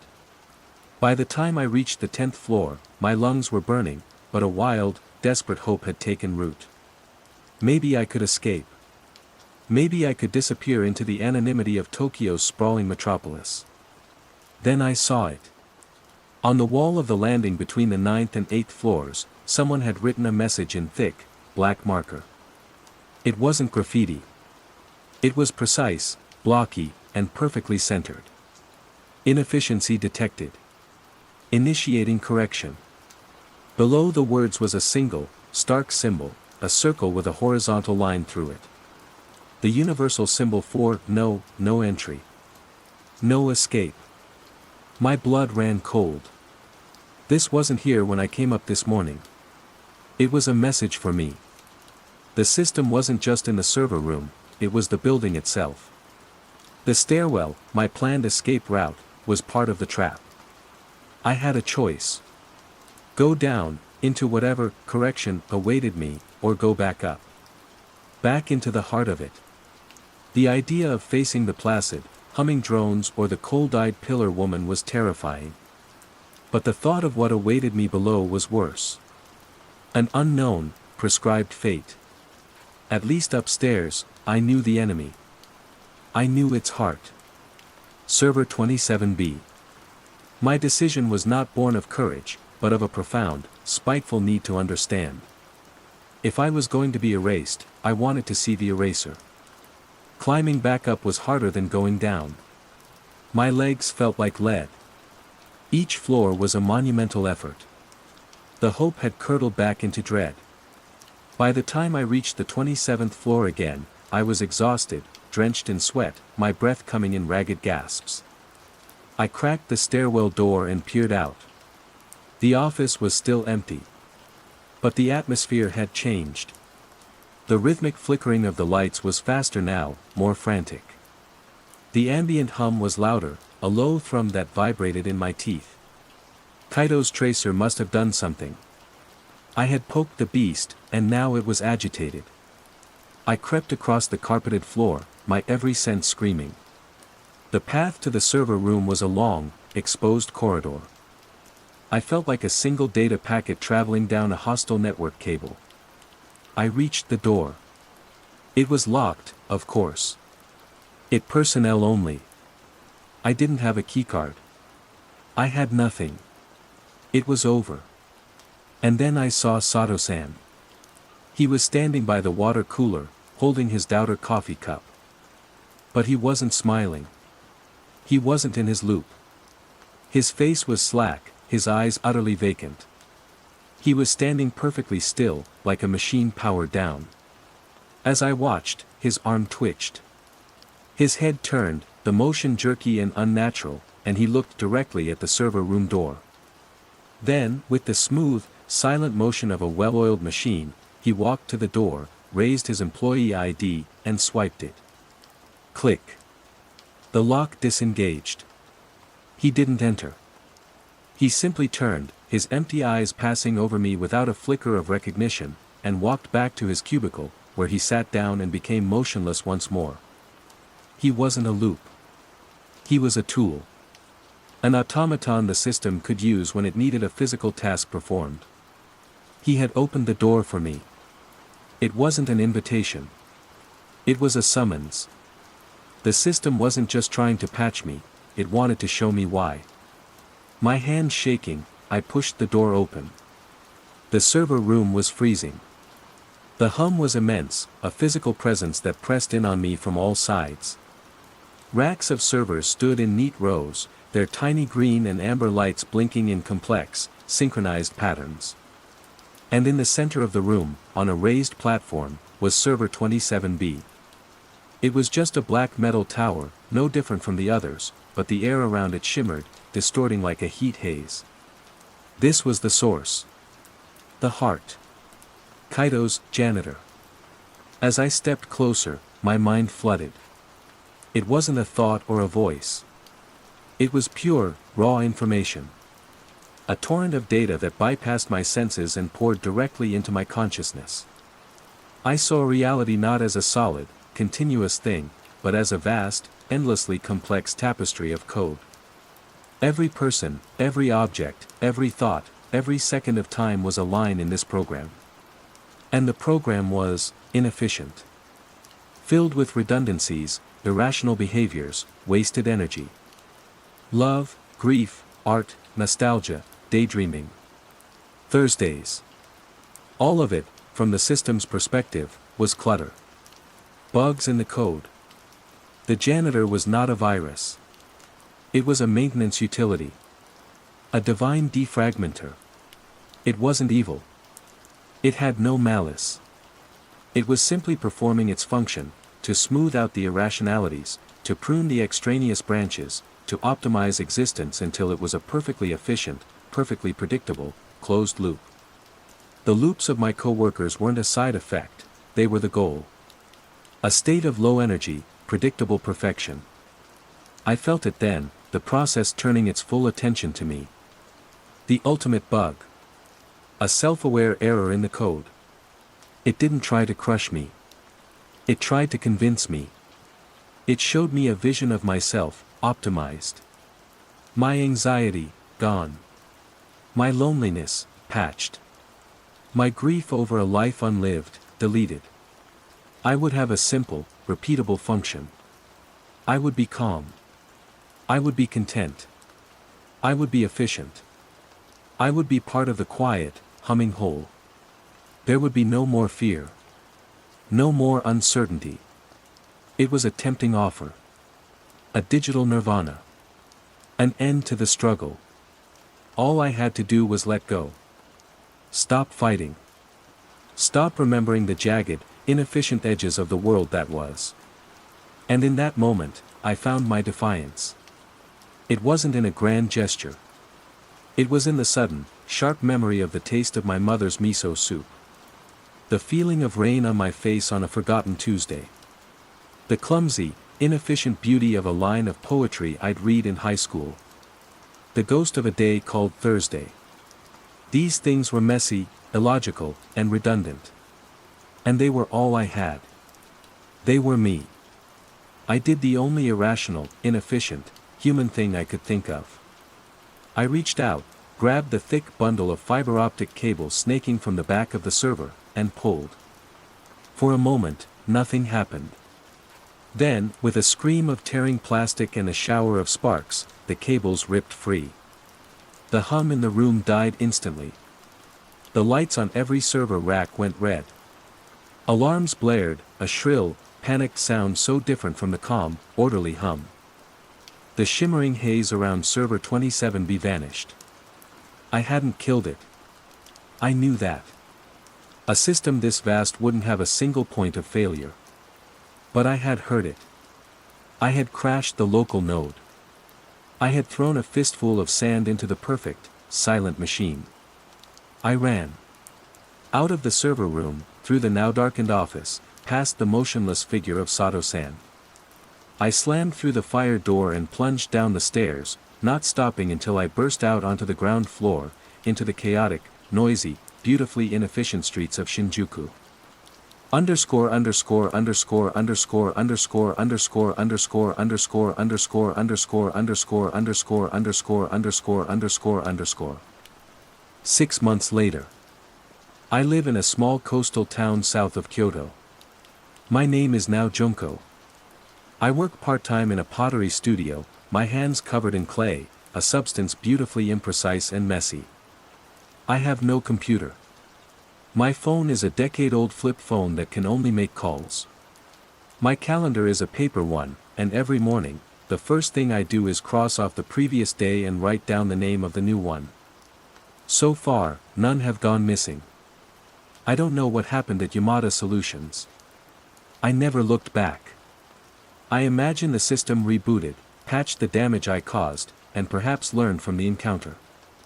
Maybe Kaito is still there, a ghost in his own machine, or maybe he's humming a 3-note tune in his cubicle. Maybe the pillar woman is hunting for me. I don't know. I live in a state of constant, low-level vigilance. I watch people for signs of repetition. I listen for conversational loops in the chatter at the local market. I am a fugitive from optimization. Most days, it's quiet. The sea breeze is inefficient. The flight of a gull is redundant. The kindness of the old woman who owns the studio is illogical. And it's all beautiful. But sometimes, at night, I hear a low hum on the edge of my hearing. The hum of a distant, perfectly running machine. And I check the locks on my door. I know I didn't win. I just escaped. The quiet contagion is still spreading, a silent, creeping perfection. And I, in my messy, inefficient, human existence, am the last bug in the system. A living, breathing ghost of a world that dared to have a Thursday. The wallpaper people. Phase 1, the unsettling mundane. The flat smelled of Nan. Not the sour, medicinal smell of her final weeks, but the scent of a lifetime steeped into the walls, Earl Grey tea, lavender furniture polish, and the faint, papery dust of old books. It had been 3 months since the funeral, 2 since I'd officially inherited the place. 23 years old, sole proprietor of a 2-bedroom council flat in a concrete slab of a building in Peckham, South London. Some inheritance. Still, it was a roof, and it was hers. Leaving felt like a second betrayal. My life shrunk to fit the dimensions of the flat. I worked remotely, a soulless data entry job that paid just enough to keep the bailiffs from the door and my Deliveroo account active. My friends, mostly scattered across the north and west of the city, had offered their condolences and then, with the gentle cruelty of the busy, had receded back into their own lives. My world was the hiss of the radiator, the drone of traffic on Queen's Road, and the oppressive floral wallpaper in the living room, a pattern of beige roses on a sea of pale yellow, chosen by Nan in 1988 and never updated. The scratching started on a Tuesday. It was faint at first, easily mistaken for the settling groans of the old building or the scuttling of mice in the wall cavities. Scritch. Pause. Scritch scritch. It had a rhythm that felt just a little too deliberate for an animal. I'd be drifting off to sleep, the blue glow of my phone the only light, and the sound would pull me back, a tiny hook in the fabric of the night's silence. I did the logical things. I bought mousetraps, baiting them with scraps of expensive cheese I couldn't really afford. They remained untouched, their metal jaws patiently open for a guest that never arrived. I called the council's pest control. A man named Barry, who looked as tired as the building itself, came and tapped the walls, shone a torch into the skirting boards, and declared it a rodent-free premises. Could be the pipes, mate, he'd said, shrugging. This whole block's a symphony of weird noises. You get used to it. I tried to. I told myself it was stress. Grief manifesting as auditory hallucination.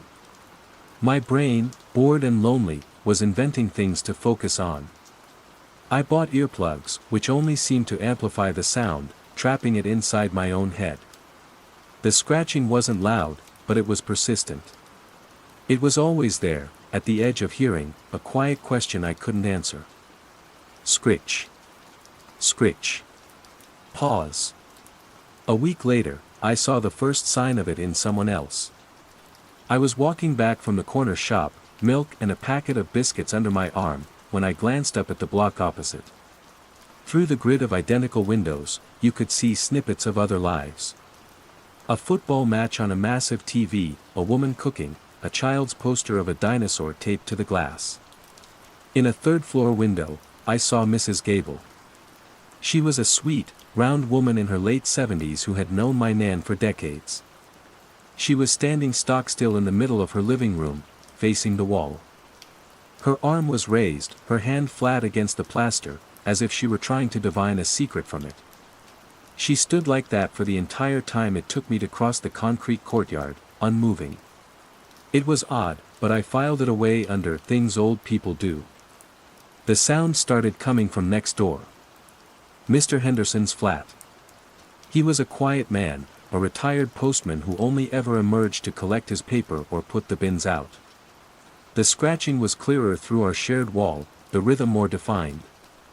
It sounded less like an animal now, and more like a fingernail being dragged methodically across a textured surface. One evening, unable to bear it any longer, I went to his door. I felt foolish, rehearsing my lines. Sorry to bother you, Mr. Henderson, but have you been hearing a scratching noise? I think I might have mice. He opened the door a fraction, the security chain still on. He looked disheveled. His eyes were wide, but unfocused, as if he were looking at something 1,000 yards away. What is it, son? He asked, his voice a dry whisper. Sorry, Mr. Henderson. It's just, there's this scratching sound. I was wondering if you'd heard it. His eyes flickered. For a second, a sliver of something sharp and knowing passed through them, and then it was gone, replaced by a placid emptiness. No. Nothing. Just the wind. My eyes dropped to his hand, which was gripping the edge of the door. His fingernails were rimmed with a fine, pale dust. Plaster, maybe. Or paper. As he moved to close the door, I caught a glimpse of the hallway behind him. The wallpaper, a pale green geometric pattern, was a wreck. Long, narrow strips had been torn away, revealing the darker, older paper beneath. It wasn't vandalized. It was excavated. The tears were too neat, too deliberate. All right then, I managed, as the door clicked shut and the bolt slid home. I stood in the hallway, the smell of stale air and boiled cabbage filling my nostrils. The scratching from his flat had stopped. But now, as I listened, truly listened, I could hear it from elsewhere. A faint echo from the flat above. A whisper of it from down the hall. It wasn't one source. It was a chorus. Back in my flat, the silence felt heavy, accusatory. I walked into the living room and stared at Nan's floral wallpaper. The beige roses seemed to mock me with their mindless repetition. I ran my hand over the wall. It was cool and slightly textured, years of cheap emulsion over vinyl. Benign. Normal. I told myself I was imagining it. Projecting. Henderson was just an eccentric old man doing some ill-advised decorating. Mrs. Gable was just stretching. The noises were the building. I was the problem. My grief-addled mind was weaving connections where there were none. I repeated it to myself like a mantra, a prayer against the creeping suspicion that something was fundamentally wrong with the world inside these concrete walls. That night, I dreamt of wallpaper. Endless rolls of it unfurling in the dark, patterns twisting and writhing like snakes. And underneath it all, that relentless sound. Scritch. Scritch. Free the shapes. Scritch. Let them out. I woke up sweating. My own fingernails digging into my palms. The scratching from next door had started again, and this time, it sounded like it was trying to get in. I began to watch them. It became my new, secret occupation, a grim replacement for scrolling through social media. I'd sit in the dark of my living room, the window a perfect observation post, and I'd watch the block opposite. The strangeness was no longer fleeting. It was a routine. I saw Mrs. Gable at her wall again, but this time she wasn't just touching it. She was peeling. With painstaking slowness, she would pick at a corner of her garish, striped wallpaper and tear off a thin sliver, no wider than her thumb. She'd hold it up to the light, inspect it, and then let it drop to the floor, where a small mountain of identical strips was accumulating. It wasn't just her. It was the young couple on the ground floor, the one with the baby. I saw the father, a man who used to blast drum and bass from his stereo, now standing silently by his window, a long strip of paper dangling from his fingers. His expression was one of intense, holy concentration. I saw it in glimpses all over the estate, a hand darting out to peel a loose flap of paper in the communal hallway, a woman in the lift with wallpaper paste under her nails, staring blankly ahead, two men by the bins, not talking about football, but murmuring to each other in low tones, one of them tracing a shape in the air with a dusty finger. They were all at it. A slow, quiet, collective act of architectural self-harm. The sound was the constant underscore to my days. It was a low-level hum of activity, a hive busy with a task I couldn't comprehend. The building no longer felt like a collection of individual homes. It felt like a single organism, and I was a foreign body, a malfunctioning cell that refused to join in the work. My isolation deepened into a chasm. I tried to talk about it, once. I called Liam, my oldest friend. He's a graphic designer, lives in a trendy warehouse conversion in Shoreditch. His world is one of exposed brick, artisanal coffee, and ironic t-shirts. Jay, mate, "How are you?" he'd asked, his voice echoing slightly, probably on his way to a gallery opening. "Not great, Liam. Things are weird here." I tried to explain. I told him about the scratching, about Henderson's door, about Mrs. Gable and her wallpaper. I could hear him smiling on the other end of the line. "Dude, you're living in a proper Ken Loach film. It's just old people being weird. They're probably all asbestos-riddled and going loopy. You need to get out of there. Come crash at mine for a weekend. We'll get pissed, go to a gig. Forget about peeling pensioners. It's not funny, Liam. It's unsettling. They all have this look in their eyes. You're grieving, mate. Your nan's place is probably full of weird memories. It's getting to you. Seriously, a change of scene will sort you out." The conversation left me feeling colder and more alone than before. He hadn't heard the menace in my voice. He'd heard a funny story, an anecdote about council estate eccentrics. To him, my fear was a quirky symptom of my circumstances. It solidified a terrifying thought: the contagion wasn't just the act of peeling, it was the inability of anyone outside to see it as anything other than mundane. Its camouflage was its sheer, baffling pointlessness. I started a journal, a cheap spiral-bound notebook. I documented everything. 7:42 p.m., Mrs. Gable began peeling. Northwest corner of living room.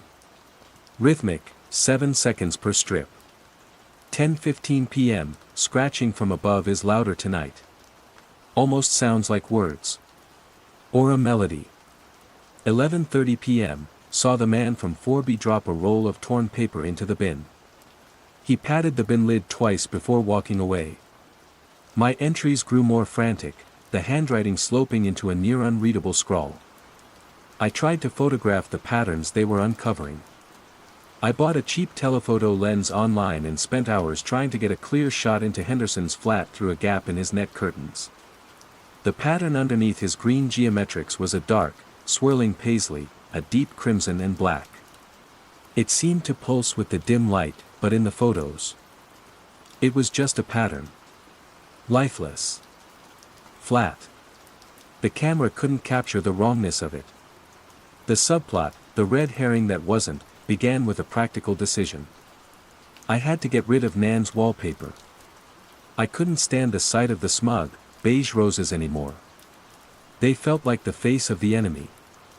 I decided to redecorate the living room, to paint the walls a clean, sterile white. To erase her, and to create a space that felt like my own. I started behind the big, mahogany wardrobe that had probably been in that spot since the 70s. It took all my strength to shift it, the legs screaming in protest against the worn carpet. The wall behind it was a time capsule. The floral paper was faded, untouched by sunlight. And in one corner, near the skirting board, it was loose. A whole section bubbled away from the wall. Driven by a curiosity that felt like a betrayal of my own fear, I peeled it back. The paste, dry and ancient, cracked like old bones. Underneath the roses was a layer of thick, textured woodchip paper, painted a jaundiced shade of cream. And under that, a psychedelic swirl of orange and brown from the decade before. Layer upon layer of domestic history. As my fingers traced the edge of the loose section, they hit something hard and rectangular. Taped to the plaster itself, hidden beneath 3 generations of wallpaper, was a small, flat tobacco tin, rusted at the corners. My heart hammered against my ribs. With trembling fingers, I pried it from the wall. Inside wasn't tobacco. It was a small, leather-bound diary, the kind you could buy at any W.H. Smith, and a handful of black and white photographs. The diary was my Nan's. The first entry was dated October 1985. Before I could read it, a movement at the window drew my eye. Across the courtyard, sitting on the concrete steps leading down from the walkway, was a girl. She couldn't have been more than 18. She had her knees drawn up to her chest, her face pale in the sodium glow of the estate lighting. She was staring up at her own window, on the second floor. In the lit square of the glass, I could see the silhouette of a woman, her mum, I assumed, standing perfectly still, facing the wall. The girl looked terrified. She looked like she was seeing exactly what I was seeing. She looked as lost and as lonely as I felt. I didn't even think. I grabbed my keys, shoved the tin box in my jacket pocket, and left the flat. She was still there when I reached the bottom of my stairwell, rocking back and forth almost imperceptibly. "Hi," I said. My voice sounded unnaturally loud. She jumped, her head snapping towards me. Her eyes were wide, red-rimmed. "Sorry," she mumbled, looking down at her scuffed trainers. "It's okay. I'm Jay, from 6C. I pointed vaguely up at my flat. "You're seeing it too, aren't you?"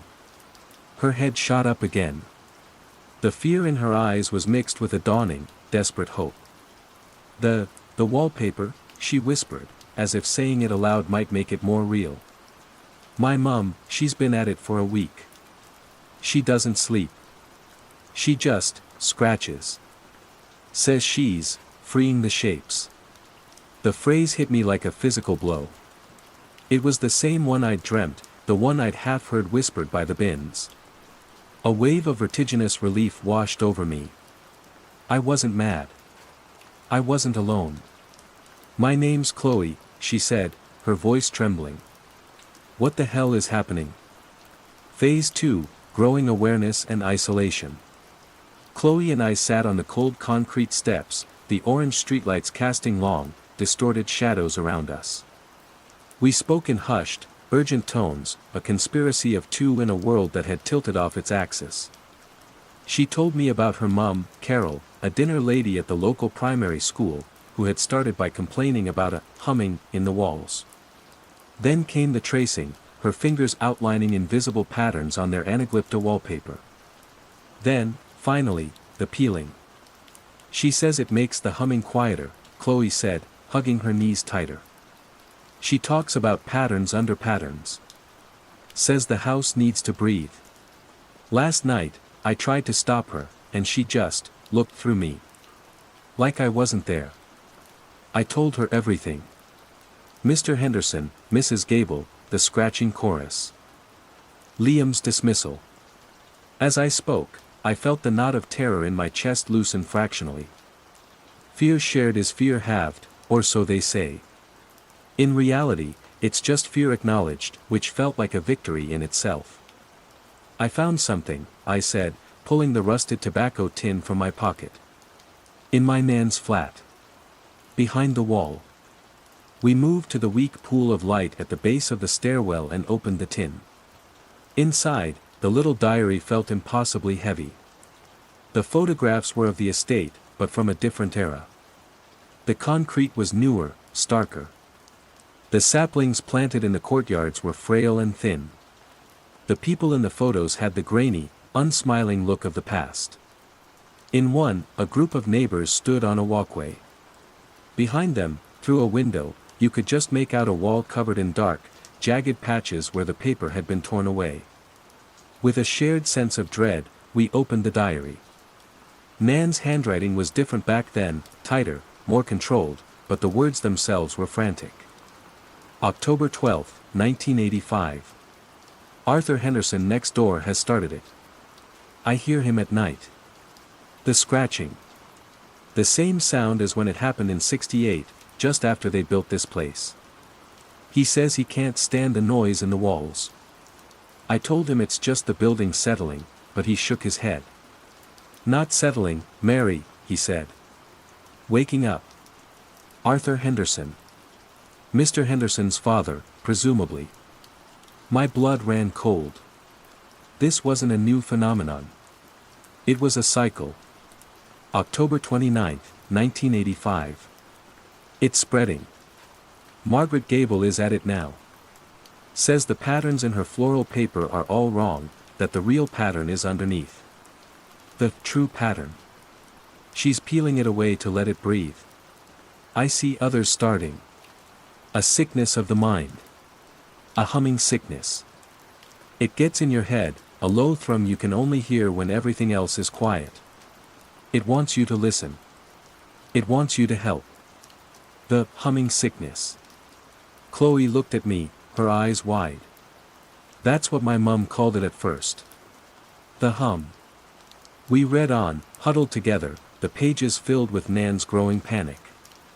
She described watching her neighbors succumb one by one. She wrote about the patterns they uncovered, paisleys that seemed to writhe, geometrics that defied logic, dark florals whose petals seemed to curl and uncurl in peripheral vision. She wrote about trying to reason with them, only to be met with the same placid, empty stare I'd seen in Mr. Henderson's eyes. November 15, 1985. They tried to get me to do it. Arthur and Margaret came to the door. Their hands were covered in plaster dust. They said my flat was the last one. That I was blocking the flow. They said the shapes were beautiful, and they wanted me to see. I have never been so scared. I slammed the door in their faces. November 16, 1985. I'm fighting it. I bought the thickest vinyl wallpaper I could find. Roses. Something cheerful. Something solid. I'm papering over my own walls, adding a layer. If they want to peel, I will add. If they want to thin the barrier, I will make it thicker. Paste and paper. It's all I have. Maybe if I can seal my flat off, I can break the circuit. I can stop the pattern from connecting. The last entry was from a week later. November 24, 1985. It's quieter. The scratching has faded. I saw Margaret putting up new paper yesterday. Arthur gave me a nod in the hall. A proper nod, with his eyes focused. It's over. For now. But I feel it. The thing they woke up hasn't gone away. It's just, dormant. Sleeping under the new skin we've given the walls. God help whoever is living here when it wakes up again. Chloe closed the diary. The silence between us was profound. The truth was somehow worse than any theory I could have concocted. This wasn't a sudden outbreak of madness. It was an environmental constant, a genius loci of the most terrifying kind. My Nan hadn't just lived here, she had been a soldier in a quiet, cyclical war fought with wallpaper and paste. And she had passed the battleground on to me. So what do we do? Chloe whispered. Call the police. The council. Who do you tell about something like this? No one, I said, the memory of Liam's laughter stinging me. They wouldn't believe us. They'd think we were crazy. We're on our own. Our fragile alliance became my lifeline. We met every day, comparing notes, watching the slow, unnerving progress of the sickness. The peeling was accelerating. Whole walls were being stripped bare now. The patterns they revealed were mesmerizing and awful. From my window, I could see into 3 separate flats where the work was nearing completion. In Mrs. Gable's, a pattern of what looked like interlocking knots, a deep blue on a black background, seemed to subtly tighten and loosen. In the young couple's flat, a series of concentric circles gave the disturbing illusion of a tunnel boring into the wall. The environmental warping grew more pronounced. It was no longer just the patterns. I started noticing other things. The flicker of the streetlights in the courtyard wasn't random, it was a slow, rhythmic pulse, a pattern of light and dark that matched the scratching I heard at night. Reflections were behaving strangely. I'd glance at a dark window and see the reflection of the block behind me, but for a split second, the windows in the reflection wouldn't be empty squares, they'd be filled with swirling, complex shapes. I saw a shadow on a walkway detach from the person casting it, stretching and contorting into a grotesque, inhuman shape before snapping back into place. I tried to show Chloe. Look, the light, did you see that? See what? She'd ask, her brow furrowed. She could see the peeling, she could hear the scratching, but the more subtle shifts in reality seemed to be invisible to her. Or maybe my own mind was starting to fray at the edges, my paranoia inventing new horrors. The thought was terrifying. Was I seeing the true extent of the problem, or was I becoming a victim in my own way? Our small island of sanity was threatened from within. Chloe's mum was getting worse. The peeling in their flat was done. Now, Carol would just stand for hours, tracing the exposed pattern, a nightmarish lattice of what looked like veins and arteries, with one long, slow-moving finger. One evening, my phone rang. It was Chloe, her voice tight with panic. "I have to go home, Jay. My mum, she fell. She won't get up. I have to call an ambulance." "I'll come with you," I said instantly. "No. Stay there. Please. It's better if it's just me." I watched from my window as the ambulance arrived, its blue lights painting the concrete walls in strobing, alien colors. 2 paramedics went inside. After 20 minutes, they emerged with Carol on a stretcher. She was unnervingly calm, her head turned to stare at the window of her flat as they wheeled her away. Chloe followed, a small, lost figure in the flashing lights. For the next 2 days, there was silence from Chloe's flat. The light remained off. I called her phone a dozen times, but it went straight to voicemail. My isolation returned with a vengeance, colder and sharper than before. I had tasted camaraderie, and its absence was a physical ache. I was alone again with the scratching, the humming, and the silent, industrious work of the wallpaper people. On the 3rd night, the light in Chloe's flat came back on. My heart leapt. I rushed to the window, a dozen questions on my lips for a conversation I couldn't have. I saw her silhouette move across the room. She wasn't on the phone. She wasn't packing a bag. She walked to the wall her mother had so diligently stripped bare. The wall with the awful, vascular pattern. And she began to trace it. Her finger moved slowly, reverently, across the lines, her head cocked as if listening to a faint melody. The posture was identical to her mother's. The same focus. The same terrible calm. I felt a profound, hollowing despair. The contagion wasn't just in the peeling. It was in the patterns themselves. They were the source. Looking at them, focusing on them, was how it got in. My ally was gone. She hadn't been taken, she had converted. The humming sickness had claimed her. Now, there was only one flat left on the estate that hadn't been peeled. One last bastion of beige roses and layered paper, stubbornly holding back the tide. My flat. My inheritance. My prison. And all around me, the wallpaper people were working, and watching, and waiting. Phase 3, the nature of the threat and escalation. The loss of Chloe tipped me from observer to prisoner. The estate, which had once been a neutral backdrop to my life, now felt like a sentient entity, and I was its singular focus. The pressure was immense, a psychological siege. The humming was no longer just a sound, it was a feeling, a low-frequency vibration that seemed to emanate from the very concrete of the building, traveling up through the soles of my feet and settling in my bones. Sleep offered no escape. My dreams were a chaotic slideshow of non-Euclidean geometry and impossible colors. I saw vast, empty spaces where the laws of perspective were broken, and architectures that made the mind ache. I saw the shapes. Not as flat patterns on a wall, but as three-dimensional, living things, moving through these alien landscapes. They were elegant and terrifying, all shifting planes and flowing, crystalline limbs. I'd wake up with the memory of their forms burned onto the inside of my eyelids, the humming in my ears louder than ever. My Nan's diary was my only scripture. I read it over and over, searching for a clue, a weapon, anything she might have overlooked. Her fight was my fight now. Her strategy of adding a layer felt pitifully inadequate against what I was feeling, but it was all I had. I started to think of my flat as a submarine, and the wallpaper as its hull. Every crack, every loose seam, was a potential breach. The nature of the threat was becoming horrifyingly clear. This wasn't a virus or a toxin. It was a bleed-through. Another reality, one defined by these shapes, was pressed up against ours. The wallpaper, the plaster, the mundane decoration of human lives, it was the membrane, the thin, fragile skin separating two worlds.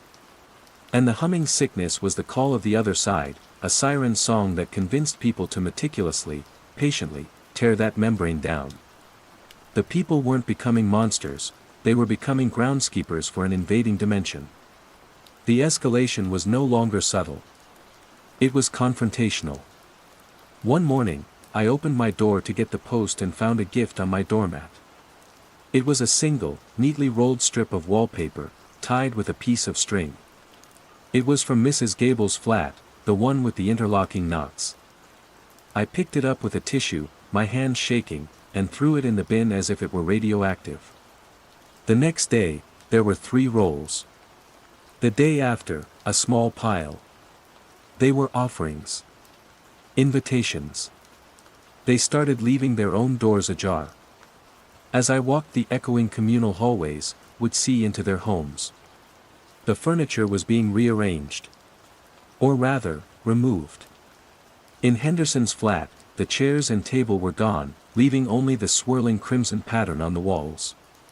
In the young couple's flat, the cot had vanished. The focus was entirely on the walls. The flats were no longer homes, they were becoming shrines. The people themselves were changing. Their movements became synchronized, their individual eccentricities smoothed away into a single, collective purpose. I'd see them in the courtyard, moving in slow, meandering lines, not speaking, but seemingly communicating nonetheless. Their heads would be cocked at the same angle, listening to the hum. They had become the wallpaper people, a silent congregation whose worship was the act of deconstruction. My paranoia became a survival mechanism. I covered my peephole. I stopped answering the door. I had groceries delivered and would only open the door after the driver was long gone, snatching the bags from the hallway like a thief. I was rationing my nan's tins of soup and peaches, my world shrunk to these 4 walls. And then came the direct approach. It was a quiet afternoon. The humming was particularly strong, a resonant thrum that made the tea in my mug tremble. There was a knock at the door. Not the sharp rap of a delivery driver, but a soft, patient tap tap tap. I froze, holding my breath. "Jay," a voice said. It was Mrs. Gable. Her voice was different. The friendly, wheezing warmth was gone, replaced by a monotone, hypnotic calm. "We know you're in there, dear. It's all right. No need to be frightened." I crept to the door, my heart a frantic drum. I peered through the peephole I'd failed to cover completely. She was standing there, her hands clasped in front of her. Beside her stood Mr. Henderson. And behind them, further down the hall, were others. A silent, waiting deputation. "Your Nan was a stubborn woman," Mr. Henderson's voice, flat and uninflected. "She didn't understand the beauty. The peace. She put up barriers. But you don't have to be like her, son. The patterns are incomplete, Jay," Mrs. Gable continued, her eyes fixed on my door. "This block is a single canvas. Your flat is the last patch of white. It's making the picture ugly. It's stopping the music from being whole. The music. The humming. Just open the door," she said. "Let us help you. It's so much easier when you stop fighting. So much quieter." The handle on my door jiggled. A key scraped in the lock. I'd forgotten, the council had master keys for emergencies. My blood turned to ice. I threw myself against the door, fumbling to slide the bolt I'd recently installed. The key turned, but the bolt held. There was a moment of silence. Then, a collective sigh from the hallway, a sound of gentle, parental disappointment. "As you wish," Mrs. Gable's voice said, receding. "But you can't keep it out forever. The house wants to be whole." I stayed with my back to the door for an hour, shaking uncontrollably. They had tried to get in. The siege was no longer psychological. My sanctuary was breached. That night, the environmental warping concentrated its efforts on me. The shadows in my living room stretched and twisted into long, spindly limbs. The reflection in my dark television screen no longer showed my room, but a space of flowing, impossible architecture, the home of the shapes. The floral pattern on the wallpaper seemed to writhe, the beige roses pulsing with a sickly, organic light. I felt a pressure against the walls, not a physical force, but a profound psychic weight, as if an immense creature were leaning against the outside of my flat. I was trapped in a box, and the box was beginning to shrink. I thought of my Nan's diary, of her fight. She had used wallpaper and paste. A physical barrier. But the attack now wasn't just physical. It was in my head. The humming was a hook, and it was dragging me towards the same placid madness that had claimed everyone else. I had to do something more than hide. I had to fight back, but how do you fight a sound? How do you fight a pattern? My gaze fell on my laptop. An idea, born of desperation, began to form. My Nan had fought with layers of paper. I would fight with layers of noise. I found a website that generated white noise. I turned the volume up, a rushing sound like a waterfall filling the flat. It was jarring, but it was mine. It was a human sound, a technological sound. I opened another tab, then another. A playlist of chaotic free jazz. A recording of a bustling city street. A lecture on quantum physics.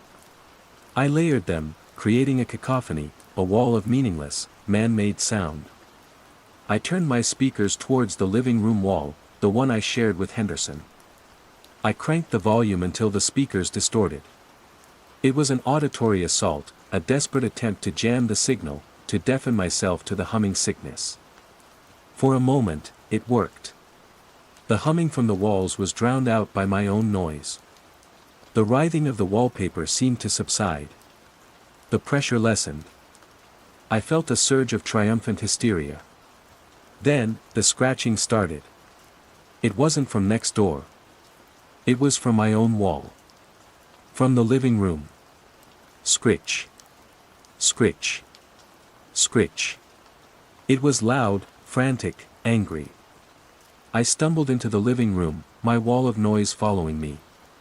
On the wall behind where the wardrobe had been, where I had found Nan's diary, a new tear had appeared in the floral paper. A long, thin strip was peeling itself away from the wall. No hand was touching it. It was curling back on its own, revealing the jaundiced wood chip beneath. And from the growing gap, the humming poured into the room, no longer a subtle vibration, but a clear, resonant chord. It cut through my chaotic noise like a knife. It wasn't just in the walls anymore. It was in the room with me. The house was healing itself. It was peeling its own skin. My desperate defense had triggered an immune response. The siege was over. The invasion had begun. Phase 4, Confrontation/Revelation and Aftermath. The peeling accelerated. All over the living room, the beige roses began to curl away from the walls. Strips of paper, animated by an unseen force, detached themselves and fluttered to the carpet like dead leaves. The air grew thick with the smell of old paste and dust. My cacophony of white noise and free jazz was a pathetic shield against the pure, resonant tone that now filled the flat, a sound that was both music and a command. My mind, battered by fear and sleeplessness, was starting to fracture. The humming wasn't just a sound, it was a language, and I was beginning to understand it. It spoke of unity, of wholeness. It promised an end to the chaotic noise of individual thought, an ecstatic merging with a vast and beautiful pattern. It promised peace. The same peace I had seen in Chloe's eyes. I stumbled back into the hallway, away from the self-destructing living room. In the narrow corridor, the noise was slightly less intense. I leaned against the wall, my head spinning. Fight or succumb. Run or join. Running seemed impossible. The world outside the estate felt like a distant dream, and I had no reason to believe this phenomenon was contained to a single South London housing block. What if this was just the epicenter? What if the whole world was quietly starting to peel? The front door. The thought was a flare in the fog of my mind. Escape. Maybe Liam was right. Maybe I just needed to get out. I lurched towards the door, my hands fumbling for the bolt. As my fingers closed around the cool metal, a new sound began. A soft, rhythmic tapping. It was coming from every direction at once. From the front door, the walls, the ceiling, the floor. Tap. Tap tap. Tap. It was the sound of hundreds of fingers, drumming gently on the other side of the plaster. The wallpaper people were outside. All of them. They had surrounded my flat, a silent, patient perimeter. They were synchronizing their rhythm with the humming, amplifying it, focusing it on me. My flat was no longer a sanctuary, it was a resonance chamber, and I was the tuning fork being struck. The pressure became unbearable. The very air seemed to thicken, to press in on me. The pattern of the cheap lino floor swam before my eyes, its simple diamonds twisting into complex, shifting polygons. This is it, I thought. This is how it ends. They'll simply wait until my mind breaks and I open the door myself. Then, I saw it. Tucked behind the coat rack, a section of wallpaper I hadn't noticed before. It was different from the others. It was a thick, anachronistic swathe of dark, embossed paper, the kind you might find in an old pub. It covered a small, forgotten doorway, one that must have led to a storage cupboard before being sealed up decades ago. And on it was a note, tucked under a loose edge. It was in Nan's shaky, elderly hand. A final message she must have left when she knew her time was short. If you read this, it means it started again. And it means I've failed. Don't fight the hum. You can't. Don't fight the pattern. It's too strong. But you don't have to let it in. You just have to hide. Layer on layer. Skin on skin. Make your own pattern. A loud one. A messy one. One they can't see through. Make your own pattern. The words sliced through the fog. It wasn't about fighting the signal, it was about creating a stronger one. Not with sound, but with information. With chaos. I turned away from the front door and ran through the flat. My movements were frantic, a final, desperate burst of adrenaline. I tore pictures from the walls, posters from my bedroom. I grabbed books, magazines, old letters, utility bills, takeaway menus. I found a pot of ancient, gloopy PVA glue under the sink. This was my confrontation. Not a battle, but an act of creation. An act of defiance through collage. I started in the hallway, slapping glue onto the wall and pressing a page from an old Argos catalog over the peeling paper. A toaster. A hairdryer. Mundane, human things. I slapped on a postcard from a seaside town. A gas bill. The front page of a newspaper, its headlines screaming about politics and celebrity scandals, the noisy, meaningless chatter of my reality. I was creating a new layer. A layer of pure, chaotic, human data. A pattern of noise and contradiction. The humming intensified. The tapping on the walls grew louder, more insistent.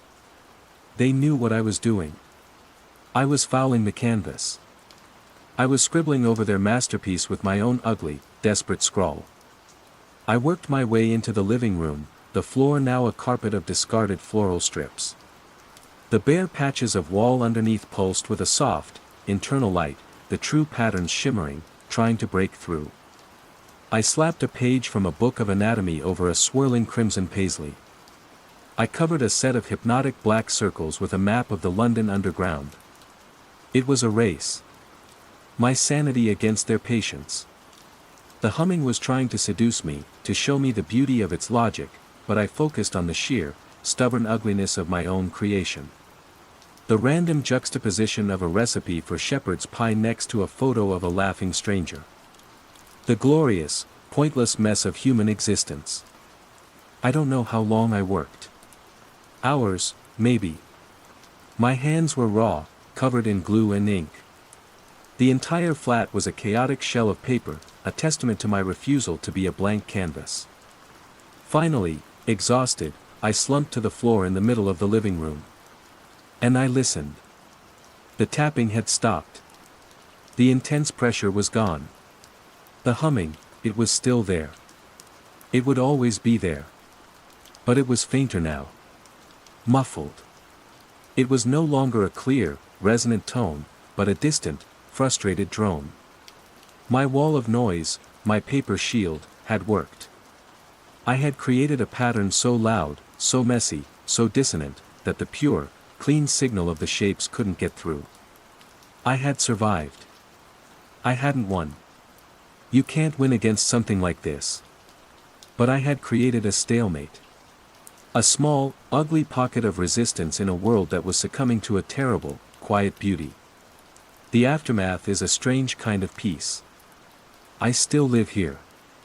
This is my home, my fortress of chaos. I never leave. The wallpaper people are still out there. I see them from my window, moving with their slow, placid grace, their homes now fully transformed into silent, pulsating shrines. They ignore my flat. To them, it is a dead spot, a patch of static on their perfect broadcast. Sometimes, late at night, I see Chloe. She stands in the courtyard, staring up at my window. Her face is empty, calm. There's no recognition in her eyes. But she stands there for a long time, as if some small, buried part of her remembers this place, this ugly, papered-over anomaly. I live in a constant state of repair. Sometimes, a piece of my collage will peel, and for a moment, I will see the shimmering pattern beneath and feel the hum grow stronger. I quickly glue it back, patching the breach with whatever paper is at hand. My inheritance is not a flat, it is a lifelong duty of maintenance. I don't know what the future holds. Perhaps one day I will run out of glue, or paper, or the will to continue. Perhaps one day the hum will find a new frequency and my chaotic shield will prove useless. But for now, I exist. I am the man who lives in the house of screaming paper. I am the keeper of the chaos. And in the dead of night, when the city is quiet, I can still hear the gentle, persistent sound of my neighbors. Scratching. Peeling. Working. Patiently waiting for the day my pattern finally falls apart, so they can free the last, stubborn shape, the quiet contagion, Echo District. Phase 1, the unsettling mundane. My life is measured in right angles and clean lines. As a real estate agent in Toronto, I sell glass boxes in the sky. My world is floor plans, square footage, and the precise, unyielding grid of the city. I know which streets get the morning sun and which condo balconies are perpetually shadowed by a newer, taller neighbor. I know the walking score of every neighborhood from Liberty Village to Yorkville. My name is Talia, and my memory is my greatest asset. Or it was. It started with the Azure. The Azure is a sleek, 38-story shard of blue-tinted glass and steel on Bremner Boulevard, a prime piece of the city's concrete heart. I'd shown Unit 2704 3 times in the past week. I knew its every feature, the quartz countertop with the faint, tea-colored stain near the sink that the owner insisted was natural variation, the slightly too small den they called a home office, and the balcony view that perfectly framed the CN Tower. On a Tuesday afternoon, I was driving to meet a new client, a young couple named the Millers, for a fourth showing. I exited the Gardiner Expressway, made the familiar turn onto Spadina, and then a right where Bremner should be. I drove a block. Then another. The Azure wasn't there. My heart gave a little trip hammer beat of pure, professional panic. Late. I hated being late. I pulled over, hazards blinking, the traffic a roaring river around me. I squinted through the windshield.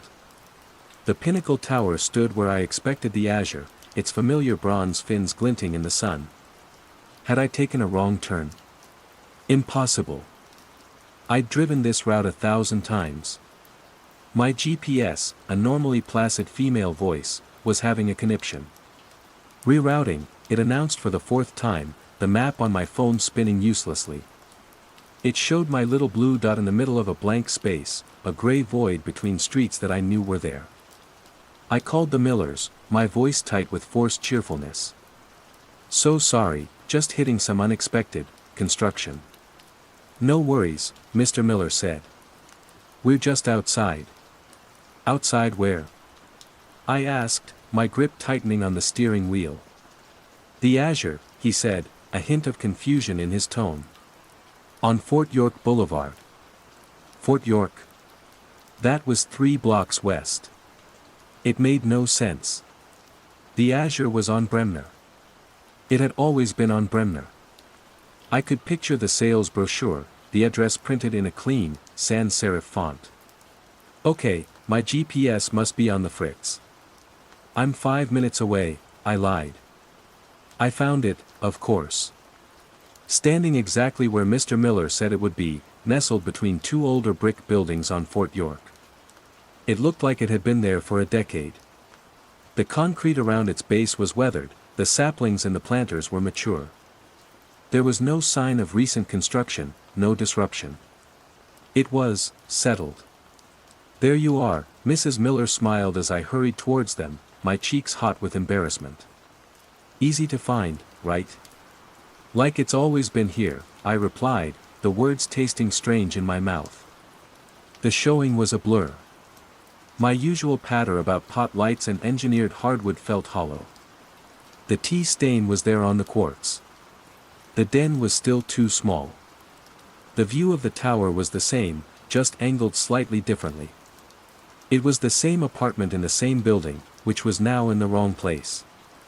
I chalked it up to stress. I'd been working too hard, sleeping too little. A brain fart. A momentary, geography-scrambling hallucination brought on by low blood sugar and too much caffeine. It was the only rational explanation. A few days later, the second crack appeared. I was grabbing coffee at a cafe near my office, a little place called the Daily Grind. It sat on the corner of King and a smaller side street. Next to it was a pharmacy, and next to the pharmacy was nothing. An empty lot. It was maybe 50 feet wide, fenced off with standard-issue chain link. Weeds grew thick and tenacious through cracks in the gravel. A faded sign on the fence advertised a commercial leasing opportunity from a rival firm.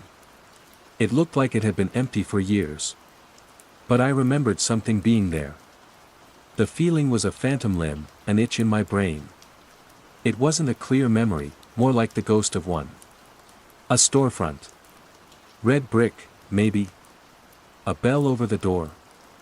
I had a vague sensory impression of the smell of old paper and dust. A bookstore. A laundromat. I took my latte to the counter. The barista, a young woman with a constellation of piercings, handed me my change. "Hey. Quick question," I said, trying to sound casual. "What used to be in that empty lot next to the pharmacy?" She looked at me, her head tilted. A complete, uncomprehending blank. "What lot?" "The one, right there," I gestured with my coffee cup. "The empty one." She glanced out the window, her eyes passing over the chain-link fence without a flicker of recognition. "I don't know what you mean." "It's just the pharmacy, then the corner." "No, between the pharmacy and the bakery on the other side." "The vacant lot." "There's no bakery on that side," she said, her brow furrowed in genuine confusion. She turned to her coworker. "Hey, is there a bakery down from the pharmacy?" He shook his head, not even looking up from the espresso machine. "Nope. Never has been." I stood there, my coffee cooling in my hand. I could see the bakery. It was a little place called The Upper Crust. I'd bought croissants there last week. But now, looking at the 2 baristas, at their sincere, untroubled faces, a sliver of doubt, cold and sharp, lodged itself in my mind. Was I the one who was wrong? The third thing, the one that truly began to unnerve me, was the sound. I was showing a penthouse unit in a brand new tower to a wealthy older couple. The place was a palace of minimalism, white walls, concrete floors, a wall of windows looking out over the city. "It's very quiet," the woman noted, her voice echoing slightly in the cavernous space. Her husband nodded, a serene smile on his face. He'd barely said a word, just drifted through the rooms with his hands clasped behind his back. "It is. But I like the hum." I paused. "The hum?" "Yes," he said, turning his head slightly, as if listening to a distant melody. "The building's ambient resonance. It's very soothing." I strained my ears. I heard the whisper of the high-efficiency ventilation, the distant moan of traffic far below. Nothing else. "I'm sorry, I don't hear anything." The man looked at me with a kind of gentle pity. "Really? It's quite distinct. A low static. Like a well-tuned radio between stations. They're putting it in all the new builds. Helps with focus, they say." His wife nodded in agreement. "It's lovely. Takes the edge right off the city noise." I smiled a tight, professional smile and changed the subject to the heated marble floors in the ensuite. But for the rest of the showing, I couldn't stop trying to hear it. I stood in the dead center of the living room, holding my breath, straining to catch this hum, this soothing static. There was nothing.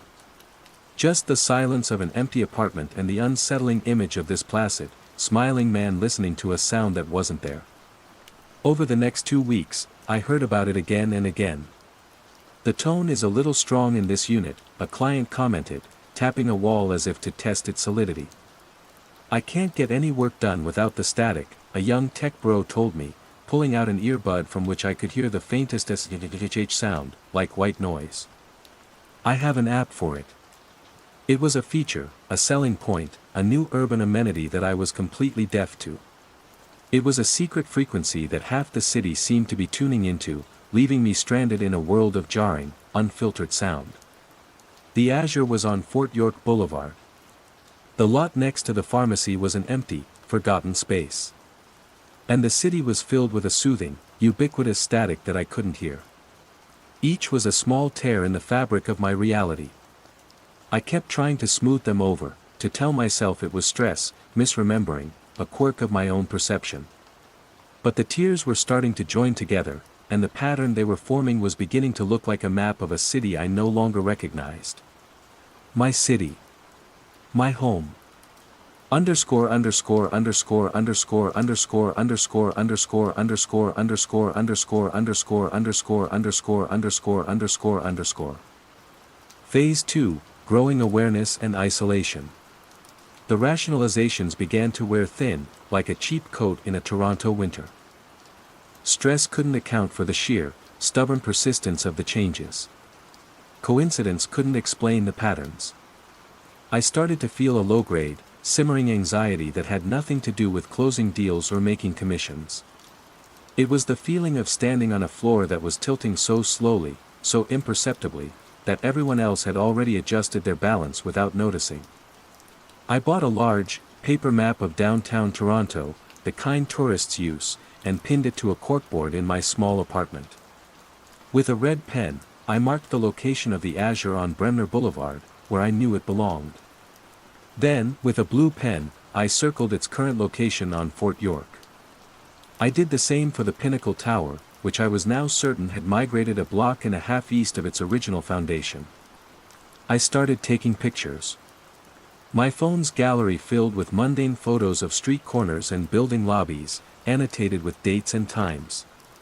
It was my private, desperate attempt to nail down reality, to hold it in place. The map became a tapestry of dislocation. A small, boutique hotel I recommended to clients, the Chandler, had vanished from its spot on Adelaide, replaced by a nondescript office building that, according to city records, had been built in 1988. There was no online trace of the Chandler ever existing. No reviews, no booking site entries, nothing. It had been wiped clean. My attempts to find an anchor in other people, to confirm my own senses, were disastrous. They deepened my isolation until it felt like a physical pressure in my ears. I decided to try with my boss, Marcus. He was a no-nonsense man in his late 50s, a veteran of the industry who valued facts and figures above all else. I caught him in the kitchen of our downtown office, waiting for the Keurig to brew. "Marcus," I began, trying to keep my voice light, "quick question. Do you remember that little hotel, the Chandler, over on Adelaide?" He took a sip of his coffee. "The what?" "The Chandler. Boutique place. We sent the Hamiltons there last year when their condo wasn't ready." Marcus stared at me over the rim of his mug. There was no flicker of recognition, just a flat, professional concern.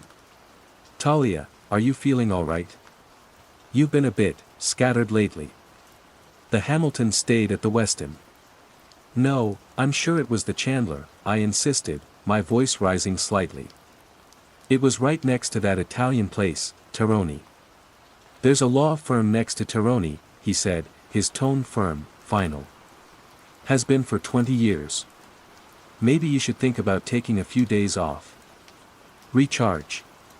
He wasn't being unkind. He was worried. But his concern felt like a diagnosis. He was seeing symptoms, and I was seeing the world as it was changing. The conversation left me feeling dizzy and transparent, as if he could see the frantic scribbles on the map in my apartment. I retreated, mumbling an apology. From then on, I noticed him watching me during meetings, his gaze analytical and tinged with pity. I was becoming an unstable asset. The journal came next. It was a simple black moleskine, a place to dump the impossible observations without judgment. October 17th, the Azure is definitely on Fort York now. Drove past Bremner 3 times. Nothing. It's like a phantom limb on the skyline. GPS still sputters in that area. Bought the map today. Feeling like a conspiracy theorist. October 22nd, tried to show a unit at the Florian. Client cancelled. Said the address I gave him was a public park. I drove there. It was. It's a park. There's a playground. I have the original listing for the Florian on my laptop. The address matches. Where did the building go? October 25th, everyone is listening to the static. Saw a whole streetcar of people, silent, earbuds in, all with the same placid, vacant expression. I asked a woman sitting next to me what she was listening to. She just smiled and said, "The quiet." I wanted to scream.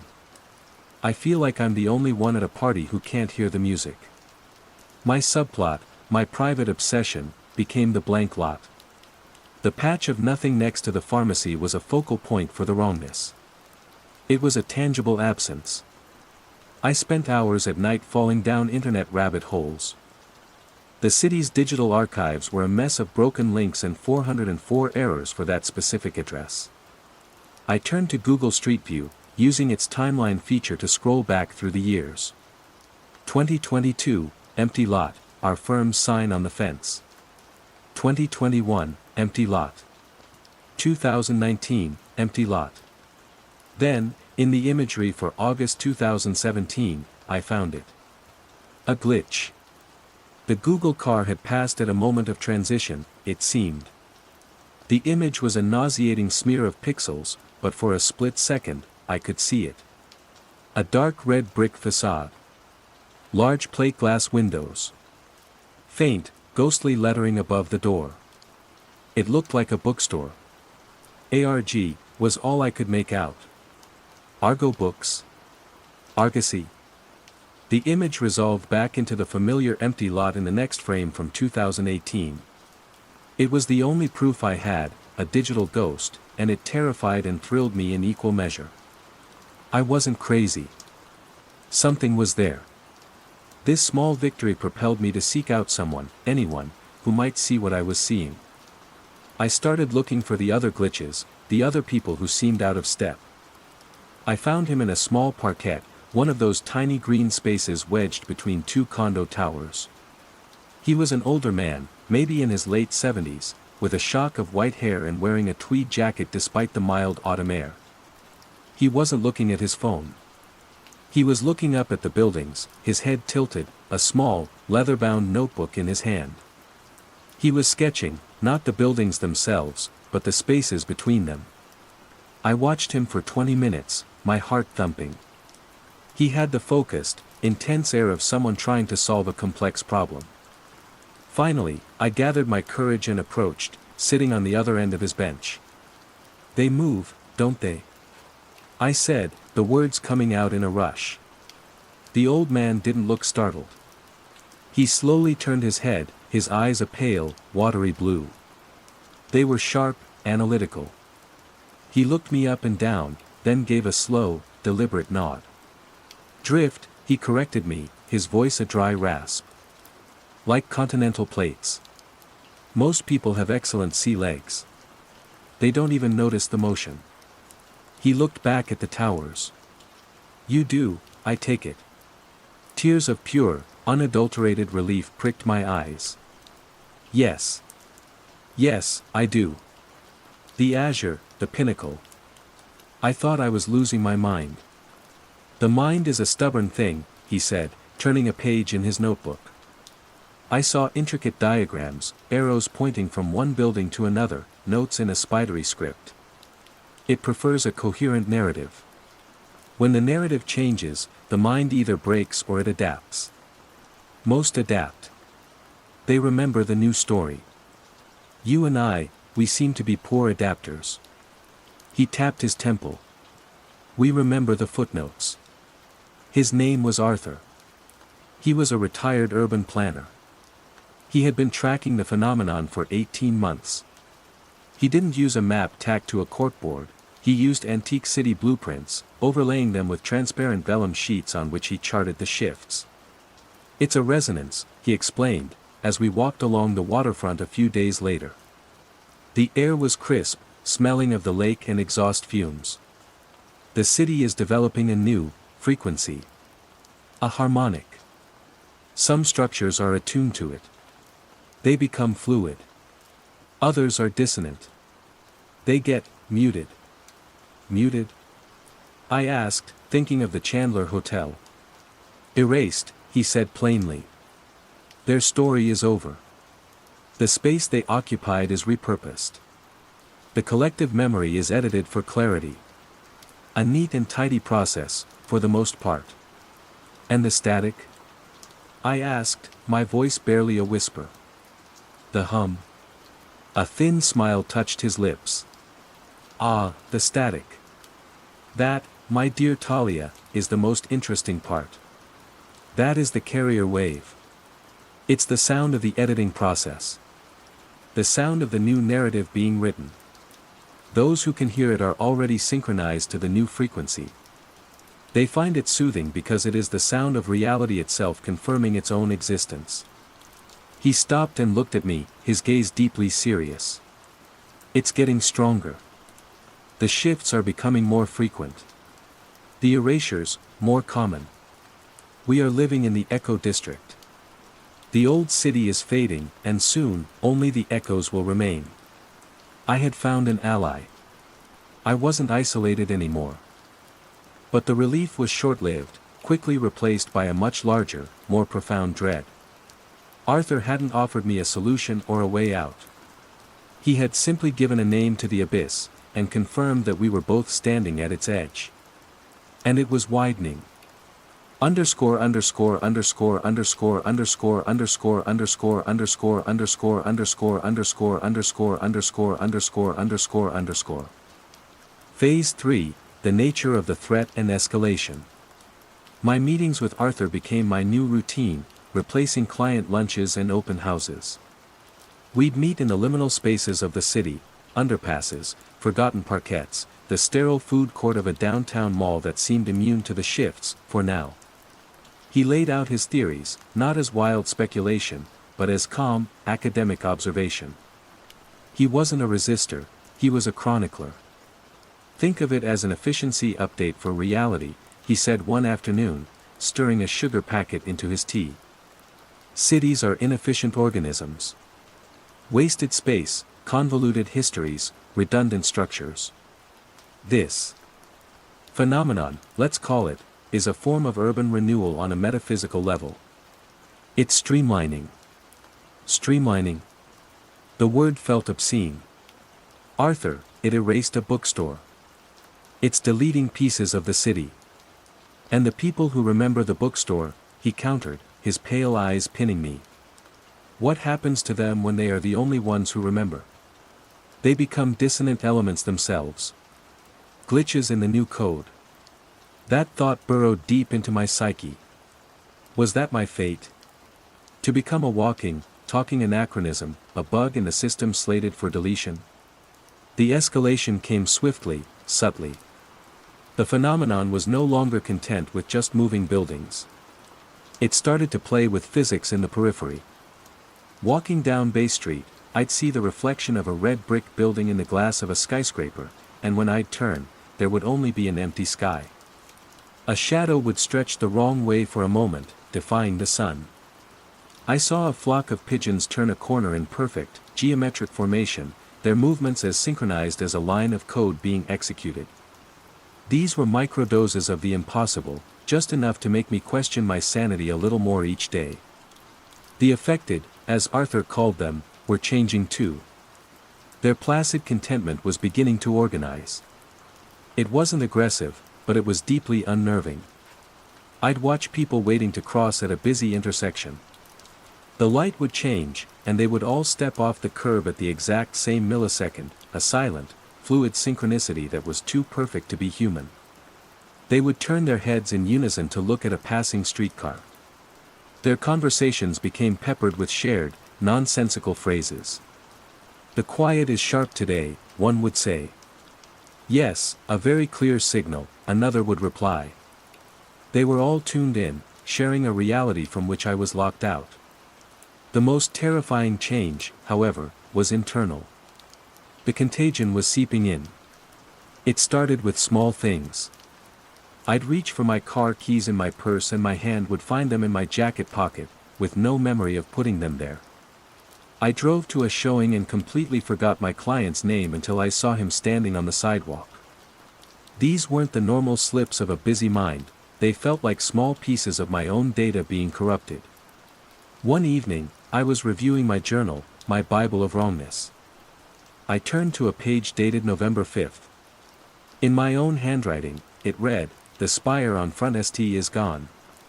Replaced by a water fountain. Arthur says its harmonic signature was too weak. It was inevitable." I stared at the entry for a full minute, a cold dread washing over me. I had absolutely no memory of writing it. I didn't know of any building called the Spire. I hadn't spoken to Arthur that day. But there it was, my penmanship, my book. The phenomenon wasn't just editing the city, it was starting to edit me. It was patching my memory, trying to make me compliant. The entry was a scar from a surgery I hadn't known I'd had. I ran to my corkboard map. My hands were shaking. I looked for Front Street. There, between two office towers, I had drawn a small, blue circle around an icon for a fountain. A sticky note beside it, also in my writing, said, "Check Foundation records." I didn't remember doing that. Either. This was the new nature of the threat. It wasn't an external monster I could fight or flee from. It was a fog, and I was breathing it in. The revelation about Arthur came on a cold, gray Thursday. The sky was the color of wet concrete. He had called me, his voice urgent. "Meet me at the lot," he'd said. "The one you first noticed. It's important." I found him standing in the center of the empty space next to the pharmacy, the wind whipping his white hair. He wasn't holding his notebook. He was holding a small, silver device that looked like a transistor radio, an antenna extended. A faint, hissing static emanated from it. The static. "I've done it, Talia," he said, his face alight with a kind of manic glee I'd never seen before. I've calibrated it. I can filter the noise. I can isolate the echoes. What are you talking about? I asked, my boots crunching on the gravel. I told you we were poor adapters, he said, his eyes wild. I was wrong. I was just using the wrong tools. The key isn't to fight the resonance. It's to understand its language. To harmonize with it. He wasn't my ally. He wasn't a fellow witness to the end of the world. He was trying to become a citizen of the new one. He hadn't been chronicling the changes out of fear, he'd been studying them out of ambition. You're embracing it, I whispered, horrified. Of course, he exclaimed, gesturing at the city around us. It's beautiful. It's evolution. The city is shedding its chaotic past and becoming a single, coherent entity. A living work of art. And the static is its voice. He turned the dial on his device. The hissing sound grew louder, more complex. Listen, he urged, holding it out to me. Don't just hear the noise. Listen to what's inside it. He saw the horror on my face and his expression softened into one of pity, the same look Marcus had given me. Oh, Talia. You're still trying to hold on to the old map. You're fighting the tide. You can't win. You'll just be worn away. Smoothed over. An error message, deleted. I'm offering you a way to translate. A way to survive. He wanted to save me by converting me. My one confidant, the only other person who saw the truth, believed the truth was something to be worshipped. He wasn't a resistor. He was its first priest. The sense of betrayal was absolute, leaving me more isolated than ever before. I was alone, the static was closing in, and the world I was trying to save was actively trying to forget it had ever existed. Underscore underscore underscore underscore underscore underscore underscore underscore underscore underscore underscore underscore underscore underscore underscore underscore. Phase 4, Confrontation, Revelation, and Aftermath. The confrontation I had been bracing for wasn't one of violence, but of choice. It happened right there, on that patch of haunted gravel Arthur called the Nexus. He stood before me, a prophet of the new order, offering me salvation in the form of a silver box that hissed with the sound of erasure. Just listen, Talia, he pleaded, his voice earnest. Stop resisting. Let the new pattern settle over you.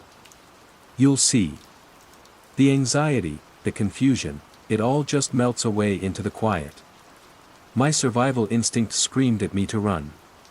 To get in my car and drive north until the glass towers were just a memory on the horizon. But I was paralyzed, not just by fear, but by a morbid, desperate curiosity. What was inside the noise? What was the secret I was deaf to? I took a hesitant step closer. Arthur smiled, a gentle, encouraging expression. He held the device between us. The SHH sound filled the air, and for the first time, I didn't try to block it out. I let it wash over me. I listened. At first, it was just noise. A featureless wall of white static. But then, as my mind surrendered its frantic defenses, something shifted. The static wasn't a wall, it was a medium. And suspended within it, like insects in amber, were ghosts of sound. I heard it. A faint, tinny bell, the kind that hangs over a shop door. The rustle of turning pages. A muffled snippet of conversation, first edition, can you believe it? The smell of old paper and binding glue ghosted through the air, so real it made my nostrils twitch. I was hearing the bookstore. The one from the glitched Street View image. Argo Books. It was all there. Trapped in the resonance, a dying echo being overwritten by the relentless hum of the new reality. The revelation was a physical blow. The static wasn't the sound of nothing, it was the sound of everything being turned into nothing. It was the grinding of the cosmic millstones, turning memory into dust. The buildings weren't just moving, they were being tuned to a new song, and any structure, any memory, that couldn't hold the new note was simply hushed. Silenced. You see? Arthur whispered, his eyes gleaming. It's a conversation. The city is telling us what it wants to become. I saw. And it was horrifying. I stumbled back, away from him, away from the hissing box. It's not a conversation, I choked out. It's a eulogy. Panic, pure and absolute, finally broke my paralysis. I turned and ran. The sounds of the city crashed in on me, sharp and dissonant. A car horn blared, a siren wailed in the distance. They were familiar, grounding noises, but now they sounded like intrusions, like glitches in the all-consuming quiet. The street seemed to twist. The intersection ahead looked further away than it should be. My phone, when I ripped it from my pocket, showed only a single, pulsing blue dot on a blank gray screen. The grid was gone. Every face I passed was placid. A man in a suit, a woman with a stroller, a group of teenagers, all with earbuds, all wearing the same serene, disconnected expression. They were the choir. I was the only one screaming in the cathedral. There was nowhere to run. The city itself was the cage. Underscore underscore underscore underscore underscore underscore underscore underscore underscore underscore underscore underscore underscore underscore underscore underscore. 6 months later. The light in Unit 4108 is exquisite. It pours in through the floor-to-ceiling windows, catching the subtle texture of the polished concrete floors. The view is spectacular, a clean, unobstructed panorama of the lake. The layout is incredibly efficient, I hear myself say, my voice calm and measured. The architects really streamlined the flow of the space. No wasted corners. The clients, a young couple, nod in sync. They are both wearing discreet, wireless earbuds. And the building's harmonic resonance, the man asks. Is it the latest calibration? Of course, I reply with a smooth, practiced smile. It's the City Quiet 2.0 system. Most people find it very soothing. It helps filter out any remaining signal dissonance from the older grid. I can hear it, of course. I've been able to hear it for months. A soft, gentle SHH that underlies everything. It's in my apartment, in the office, in my car. It's the soundtrack to my life now. Arthur was right. The anxiety is gone. The confusion has faded. It's easier this way. It's better to be in tune. My sales numbers have never been better. I am a stable asset once more. We walk out onto the balcony. I gesture towards the city below. As you can see, you have a perfect view of the Azure Tower. It stands proudly on Fort York Boulevard, exactly where it has always been. My gaze drifts, as it sometimes does, to a spot a few blocks over, near my old office. I can see the pharmacy on the corner. And next to it, the empty lot. It's just a space. A gap between things. It doesn't bother me anymore. I can't for the life of me remember why it ever did. It has always been an empty lot. But sometimes, when the light hits it just right, my breath catches. For a flickering, impossible instant, I see the ghost of a red brick facade, a glimmer of words above a door that was never there. And in that moment, the soothing, gentle static in my ears deepens, and for a fraction of a second, it doesn't sound like a hum. It sounds like a scream. I blink. The vision is gone. The lot is empty. The quiet returns, smoothing over the glitch. I turn back to my clients, a serene smile fixed on my face. Shall we look at the master in soot? I ask. The quiet contagion, plastic fruit. Phase 1, the unsettling mundane. The boxes smelled of dust and optimism. We'd been in the Glenview house for a week, and our life together was still a jumble of cardboard and unassembled IKEA furniture.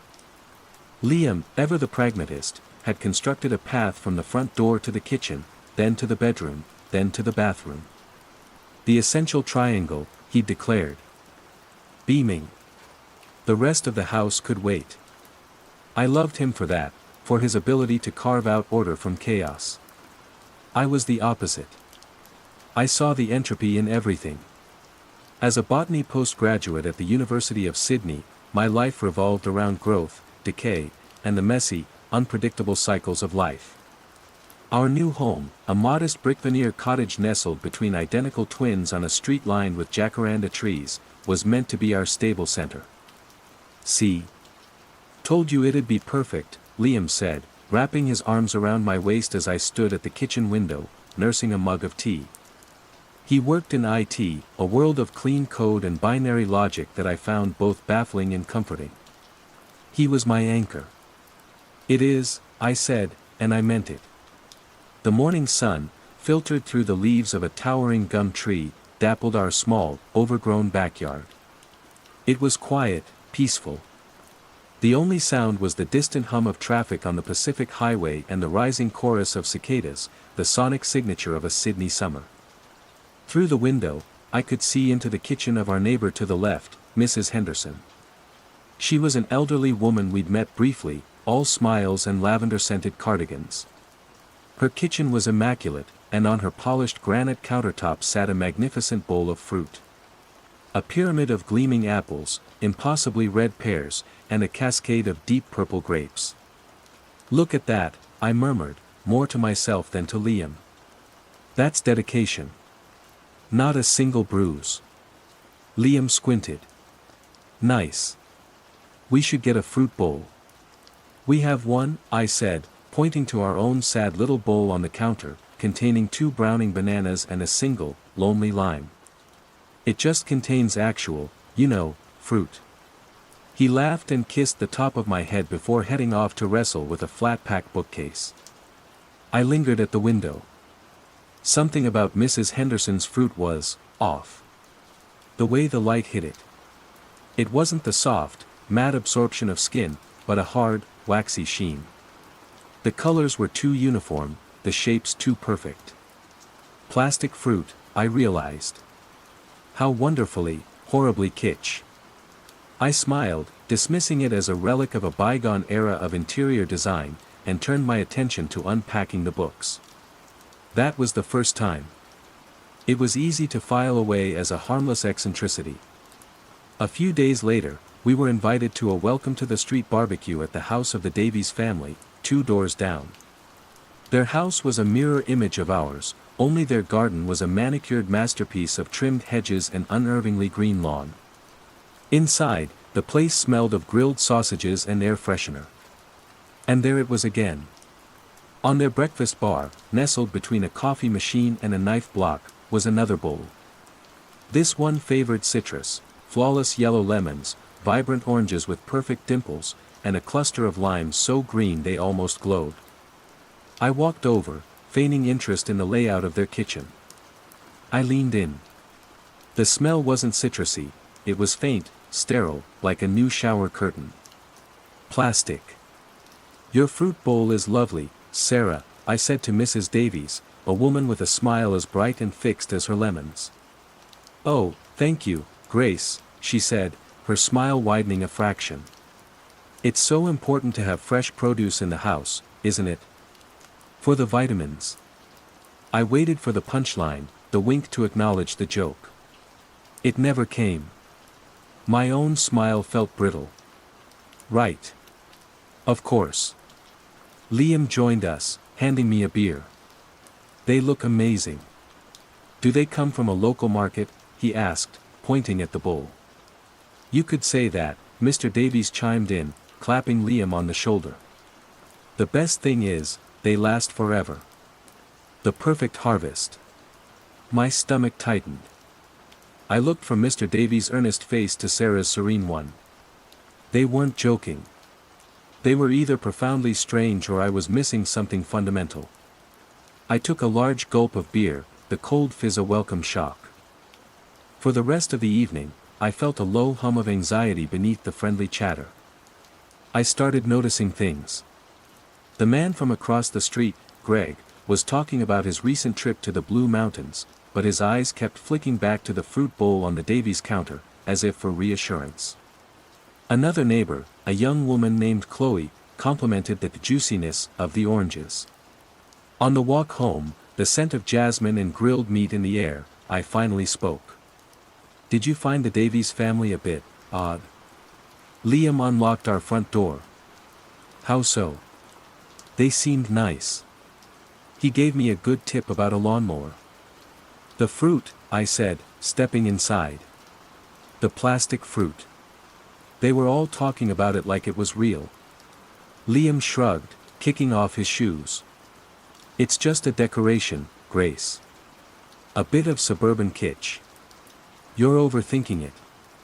Sarah Davies said it was for the vitamins. And Greg couldn't stop staring at it. She was probably making a dry joke. And Greg was probably just spacing out. "You've been stressed with the move, babe. Don't go looking for weirdness where there isn't any." He was right, of course. It was absurd. I was tired, my mind still cluttered with unpacking lists and the looming deadline for my thesis proposal.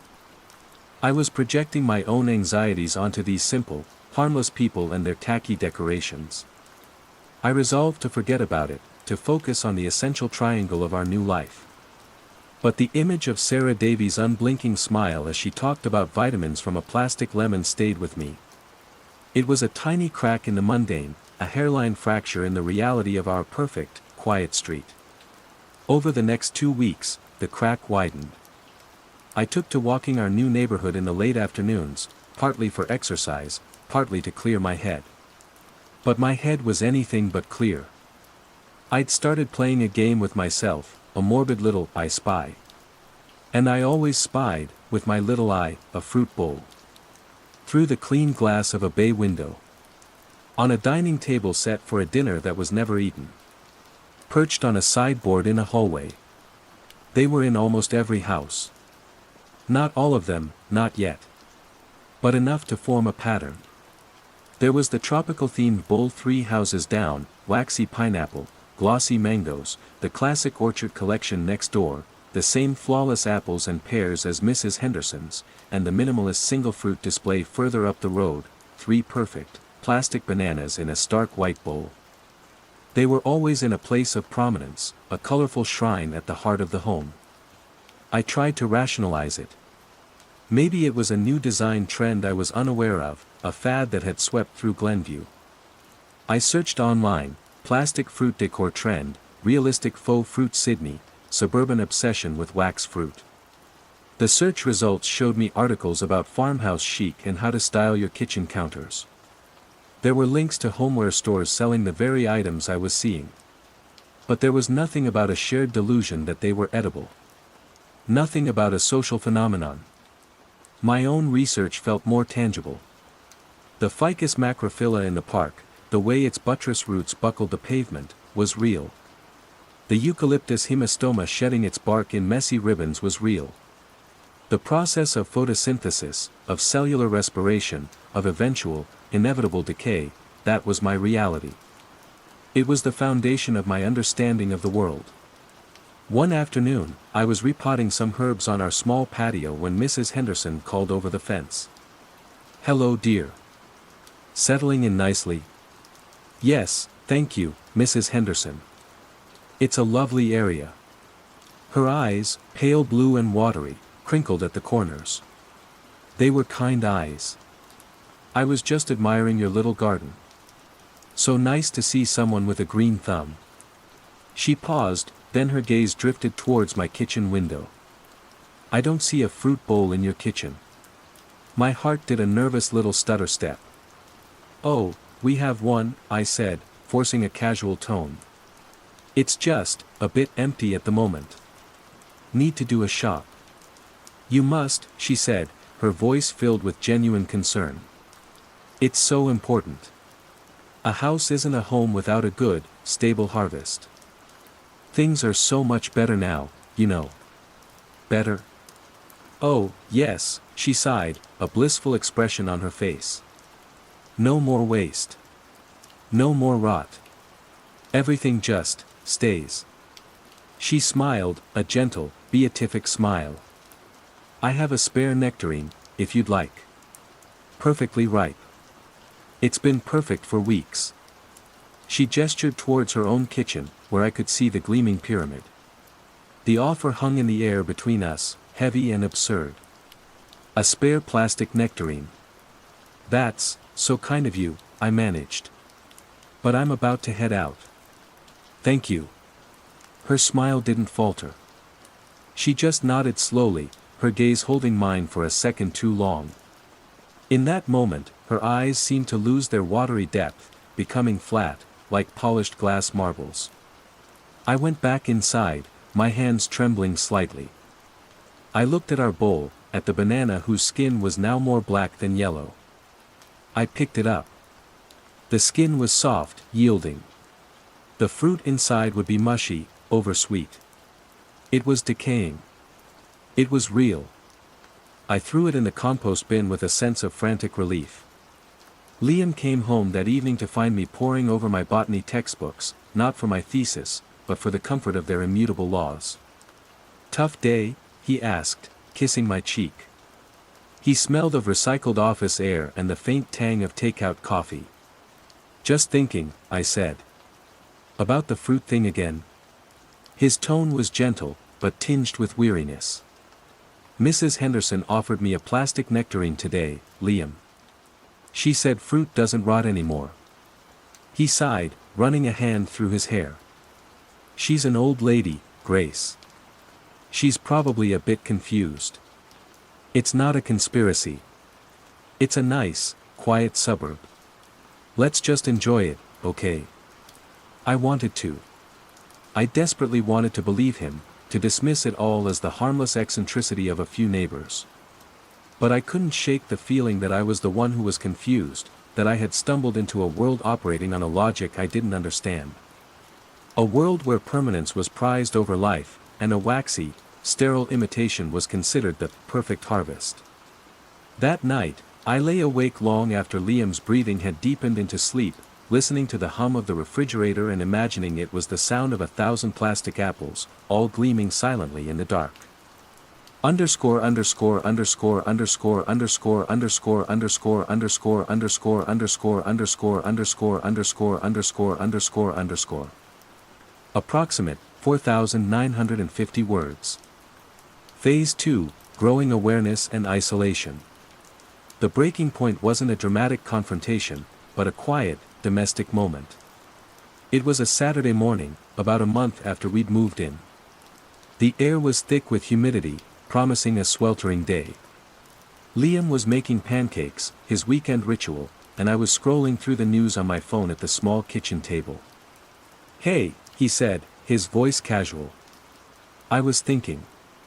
Mrs. Henderson has a point. I looked up. About what? Our fruit bowl. It's a bit sad.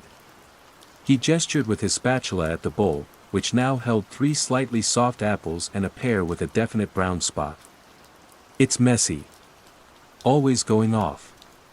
A cold dread, slick and oily, coated my insides. It's called ripening, Liam. It's what fruit does. I know, he said, flipping a pancake with a little too much force. But it doesn't have to. I saw some really nice ones at the homewares store yesterday. So much cleaner. Simpler. I put my phone down, my thumb hovering over an article about water restrictions. You want to buy plastic fruit? It wasn't a question. Why not? He said, his back to me. They look great. No fuss. No flies. Everyone else has them. Everyone else has them. The words hung in the air like spores. It was no longer a fringe eccentricity. It was a norm I was failing to adopt. Liam, they're not real. My voice was tight. People are acting like they are. The Davies, Mrs. Henderson, they talk about them as if they're food. That's not normal. He turned around, his face a mask of strained patience. Grace, for God's sake. It's a decoration. It's a visual shorthand for, this is a healthy, well-kept home. You're a scientist. Think of it as a symbol. You're taking it so literally. Sarah Davies told me it was for the vitamins. I shot back, my voice rising. How is that a symbol? It was a joke. A bit of dry, suburban humor that went over your head. Why are you so obsessed with this? Because it felt like the whole neighborhood was running a low-grade fever, and I was the only one who could feel the heat. Because every time I saw one of those sterile, perfect bowls, my understanding of the world wobbled. I'm not obsessed, I said, my voice dropping to a near whisper. I'm worried.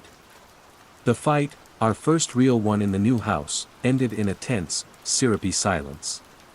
We ate the pancakes. They tasted like ash. My isolation became a palpable thing, a bubble I carried with me. I started avoiding the neighbors. A wave from across the street felt laden with unspoken meaning. A "good morning" felt like an interrogation. My walks became more furtive, my observations more clinical. I started a journal, a small black moleskine I kept hidden in my thesis folder. October 14th, saw Chloe from 2 doors down meticulously polishing each grape in her fruit bowl with a microfiber cloth. Her movements were rhythmic, almost devotional. She didn't see me watching. October 17th, overheard Greg talking to Mr. Davies over the fence. Greg said he was feeling a bit off. Davies recommended he spend more time with his bowl. Greg nodded, said he probably needed to recenter his apples. October 22nd, postman delivered a package to the house opposite. A large box from Perfect Harvest Proprietary Ltd. The logo was a stylized, geometrically perfect apple. I was living in a David Lynch film populated by characters from a home and garden catalog. My attempts to find an anchor in the outside world failed. I'd talked to my university friends, trying to casually broach the subject. It's the weirdest thing, I'd say over coffee in the campus cafe. In my new neighborhood, everyone's obsessed with fake fruit. They'd laugh. Oh God, my nan has a bowl of that stuff. So tacky. No, but they think it's real, I'd insist, leaning forward. Their expressions would shift from amusement to concern. Are you getting enough sleep, Grace? You've got a lot on your plate. They saw a stressed-out post-grad, a girl overwhelmed by a new mortgage and a demanding supervisor. They didn't see the creeping wrongness. They couldn't. My world had diverged from theirs. The only person on the street who didn't have a fruit bowl was Mr. Alastair Finch. He lived at the end of the cul-de-sac in a house that was almost entirely obscured by a wild, rambling garden. While his neighbors' lawns were pristine, his was a riot of native grasses, unruly tomato vines, and a lemon tree that was actively, gloriously fruiting. Real lemons, lumpy and scarred, hung from the branches like pale yellow lanterns. He was a recluse, a local legend I'd heard about from Liam. The street's eccentric. My kind of people. One afternoon, desperate for a conversation that didn't revolve around the pristine nature of wax, I took a walk down to his house.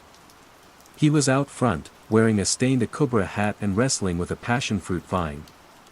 "Excuse me," I said. He looked up, his eyes sharp and intelligent behind a pair of smudged spectacles. "Yes. I'm Grace. I just moved into number 12. "Ah," he said, wiping a gloved hand on his trousers. "The new blood. Alastair Finch. I just wanted to say, I love your garden. It's beautiful." A genuine smile touched his lips.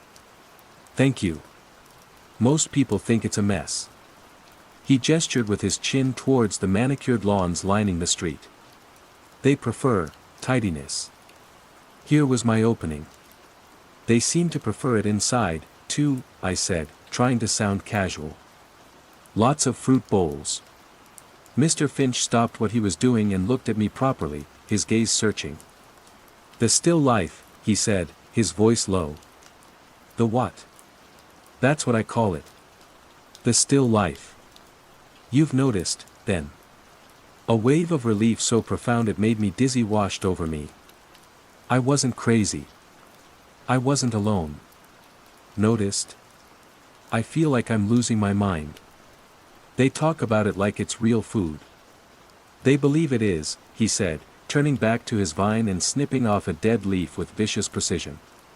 Or rather, they believe it's better than real. No rot. No imperfections. No death. He looked back at the lemon tree. They hate this tree. They think it's diseased. Because the fruit has spots. Because the leaves get eaten by caterpillars. Because it's alive. What is it? I whispered. Some kind of mass hysteria. A cult? I don't know, he admitted. It started about a year ago. Just after they installed the new LED streetlights. And that 5G tower over near the highway.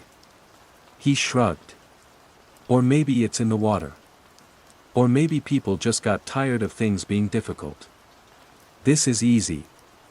This is permanent. He was my secondary mystery and my salvation rolled into one. He became my confidant. We'd speak over his fence in hushed tones, comparing notes like resistance fighters in an occupied city. He told me how it had spread. It started with Mrs. Henderson, after her husband died. She got the first bowl. Then she gifted one to the Davies. They, in turn, bought one for Chloe as a housewarming present. It moved through the street like a benign virus, a gift of friendship that hollowed you out from the inside. Liam, meanwhile, was drifting further and further away from me. He hadn't bought a plastic fruit bowl yet, held back by my visceral reaction, but the idea had taken root. He started complimenting the neighbors' bowls. You have to admit, Grace, the color in Sarah's kitchen is really vibrant. He started using their language. He described a project at work as needing to be more stable, less organic. The dread was a constant companion now, a cold stone in my gut. I felt like a fraud in my own home. I was hiding my journal, having clandestine conversations with Mr. Finch, and watching my boyfriend slowly succumb to an invisible contagion. The true terror arrived on a Tuesday night. I was working late in my study, trying to finish a draft of my proposal. Liam came in and stood in the doorway. He was holding something behind his back. Hey, he said. His voice was soft, gentle. It was the voice he used when he was trying to coax a scared animal. Hi, I said, turning in my chair. Everything okay? I think I know what the problem is, he said, stepping into the room. We've been missing something. A centerpiece. Something to ground us. He brought his hand forward. In it, he held a single, perfect, blood-red apple. It shone under the desk lamp with a high, synthetic gloss. It was the size of a cricket ball and flawlessly symmetrical. A faint seam ran around its equator, the only sign of its manufacture. Liam, no. Just look at it, Grace, he pleaded, his eyes wide and earnest. It's beautiful. It will never go bad. We'll never have to throw it away. Fruit doesn't rot anymore. Isn't that wonderful? He was quoting Mrs. Henderson. The same blissful tone, the same vacant look. The infection had finally, fully, taken him. That's not fruit, I said, my voice shaking. That's a piece of plastic. He stepped closer, holding it out to me. Don't be silly. Try it. It's perfect. His smile was wide and loving. It was the smile of the man I'd built a life with. But his eyes were wrong. They were fixed on me, unblinking. Utterly, terrifyingly still. Just one bite, he urged, his voice a hypnotic croon. I scrambled back in my chair, knocking a stack of papers to the floor. The fear was no longer a low hum. It was a screaming siren. The man I loved was gone, replaced by this placid evangelist of the still life. And he was trying to feed me a wax apple. I stared into his unblinking eyes and saw the truth. This wasn't about decoration.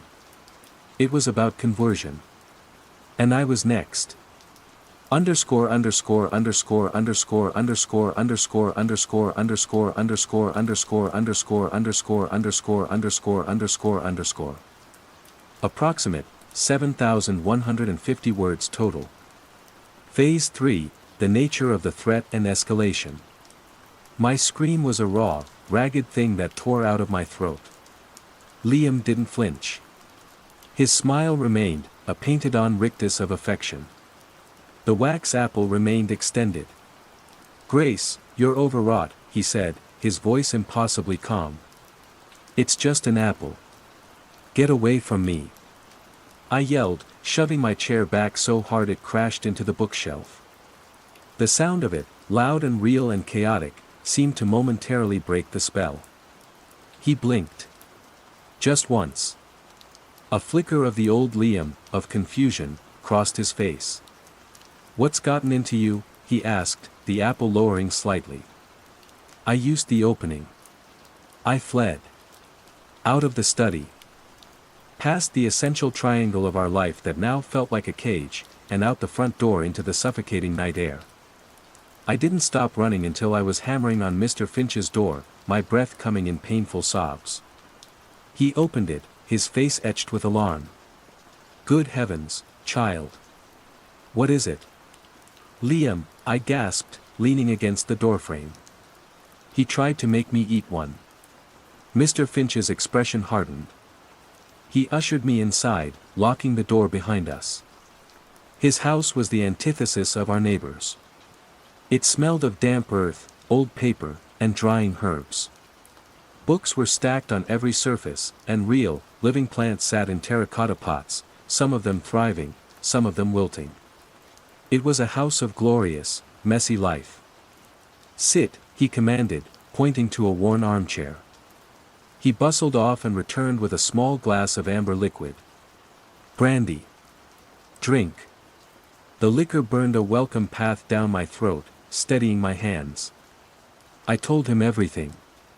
The apple, the smile, the unblinking eyes.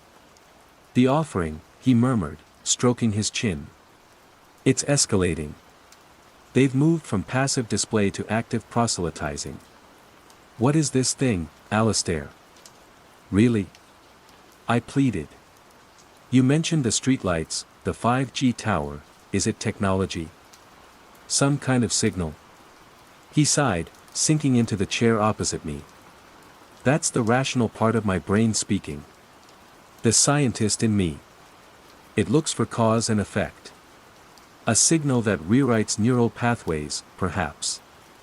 Something that targets our perception of reality, smoothing out the bits we find unpleasant, like decay and death. Replacing the complex signal of a real apple, its scent, its imperfections, its finite lifespan, with a simple, constant, overwhelming one, perfect. Permanent. Good." He leaned forward, his eyes glinting. "But there's another part of me, Grace. The part that has watched this garden grow for 40 years. And that part thinks this isn't technology. It's older. It's an idea. A concept. The idea of stillness. And it has found fertile ground here. An idea? The most powerful contagion of all," he said. "An idea that whispers, wouldn't it be easier if things just stayed the same? Wouldn't it be better if nothing ever faded, or bruised, or died? It's the ultimate sedative. And in a world of uncertainty, people are desperate to be sedated." I thought of Liam, stressed about his job, about our mortgage. I thought of Mrs. Henderson, grieving her husband. I thought of the endless pressure to present a perfect, curated life. The idea wasn't a foreign invader, it was a parasite that fed on anxieties that were already there. The plastic fruit wasn't the cause, it was the symptom. The physical anchor for the idea. The altar. "So what do we do?" I asked, my voice small. "We resist," he said simply. "We cultivate reality. We focus on the imperfect. The living. The messy." For the next few days, Mr. Finch's house became my sanctuary. I slept on his lumpy sofa and didn't dare go back to my own home. I'd see Liam sometimes, through the window. He'd be out in the garden, not gardening, but just standing, staring at our house. His posture was different. Stiller. One evening, I saw him carefully, deliberately, pull out the browning tomato plants I had been nurturing. He didn't put them in the compost. He put them in the bin, like they were trash. The stakes were no longer just psychological. The stillness was beginning to organize. The change was subtle, but I saw it. The neighbors' routines became synchronized. At 7 p.m. every evening, like clockwork, every porch light on the street would switch on simultaneously, bathing the cul-de-sac in a flat, even, LED glare. In the mornings, I'd see several of them, Sarah Davies, Greg, Chloe, all sweeping their front paths at the exact same time, their movements identical and unnervingly fluid. They were no longer just individuals with a strange quirk, they were becoming a chorus. Their focus, it seemed, was now on Mr. Finch. The last holdout. The source of imperfection on their perfect street. It started with gifts. A small, flawless plastic pear left on his doorstep. He threw it away. Then a whole basket of wax cherries, hung from his doorknob. He burned them in an old incinerator in his backyard, the smell of melting plastic sharp and acrid in the air. Then came the pressure.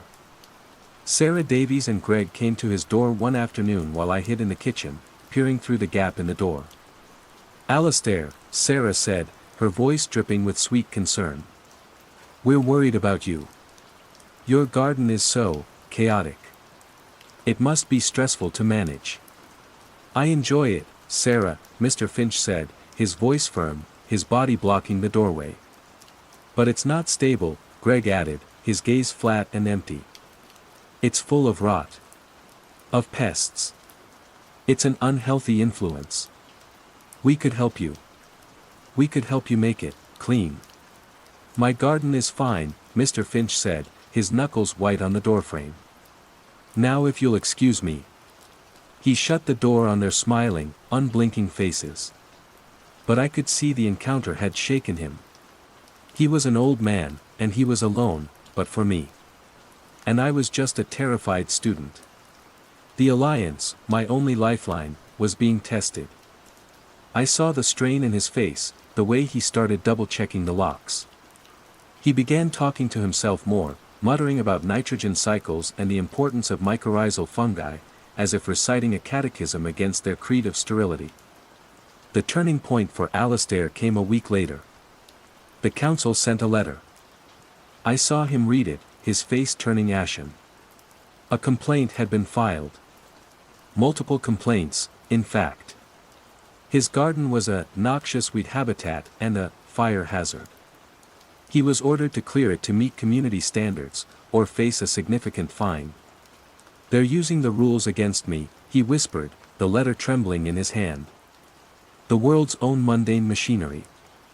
They're boxing me in." That night, he didn't talk about botany.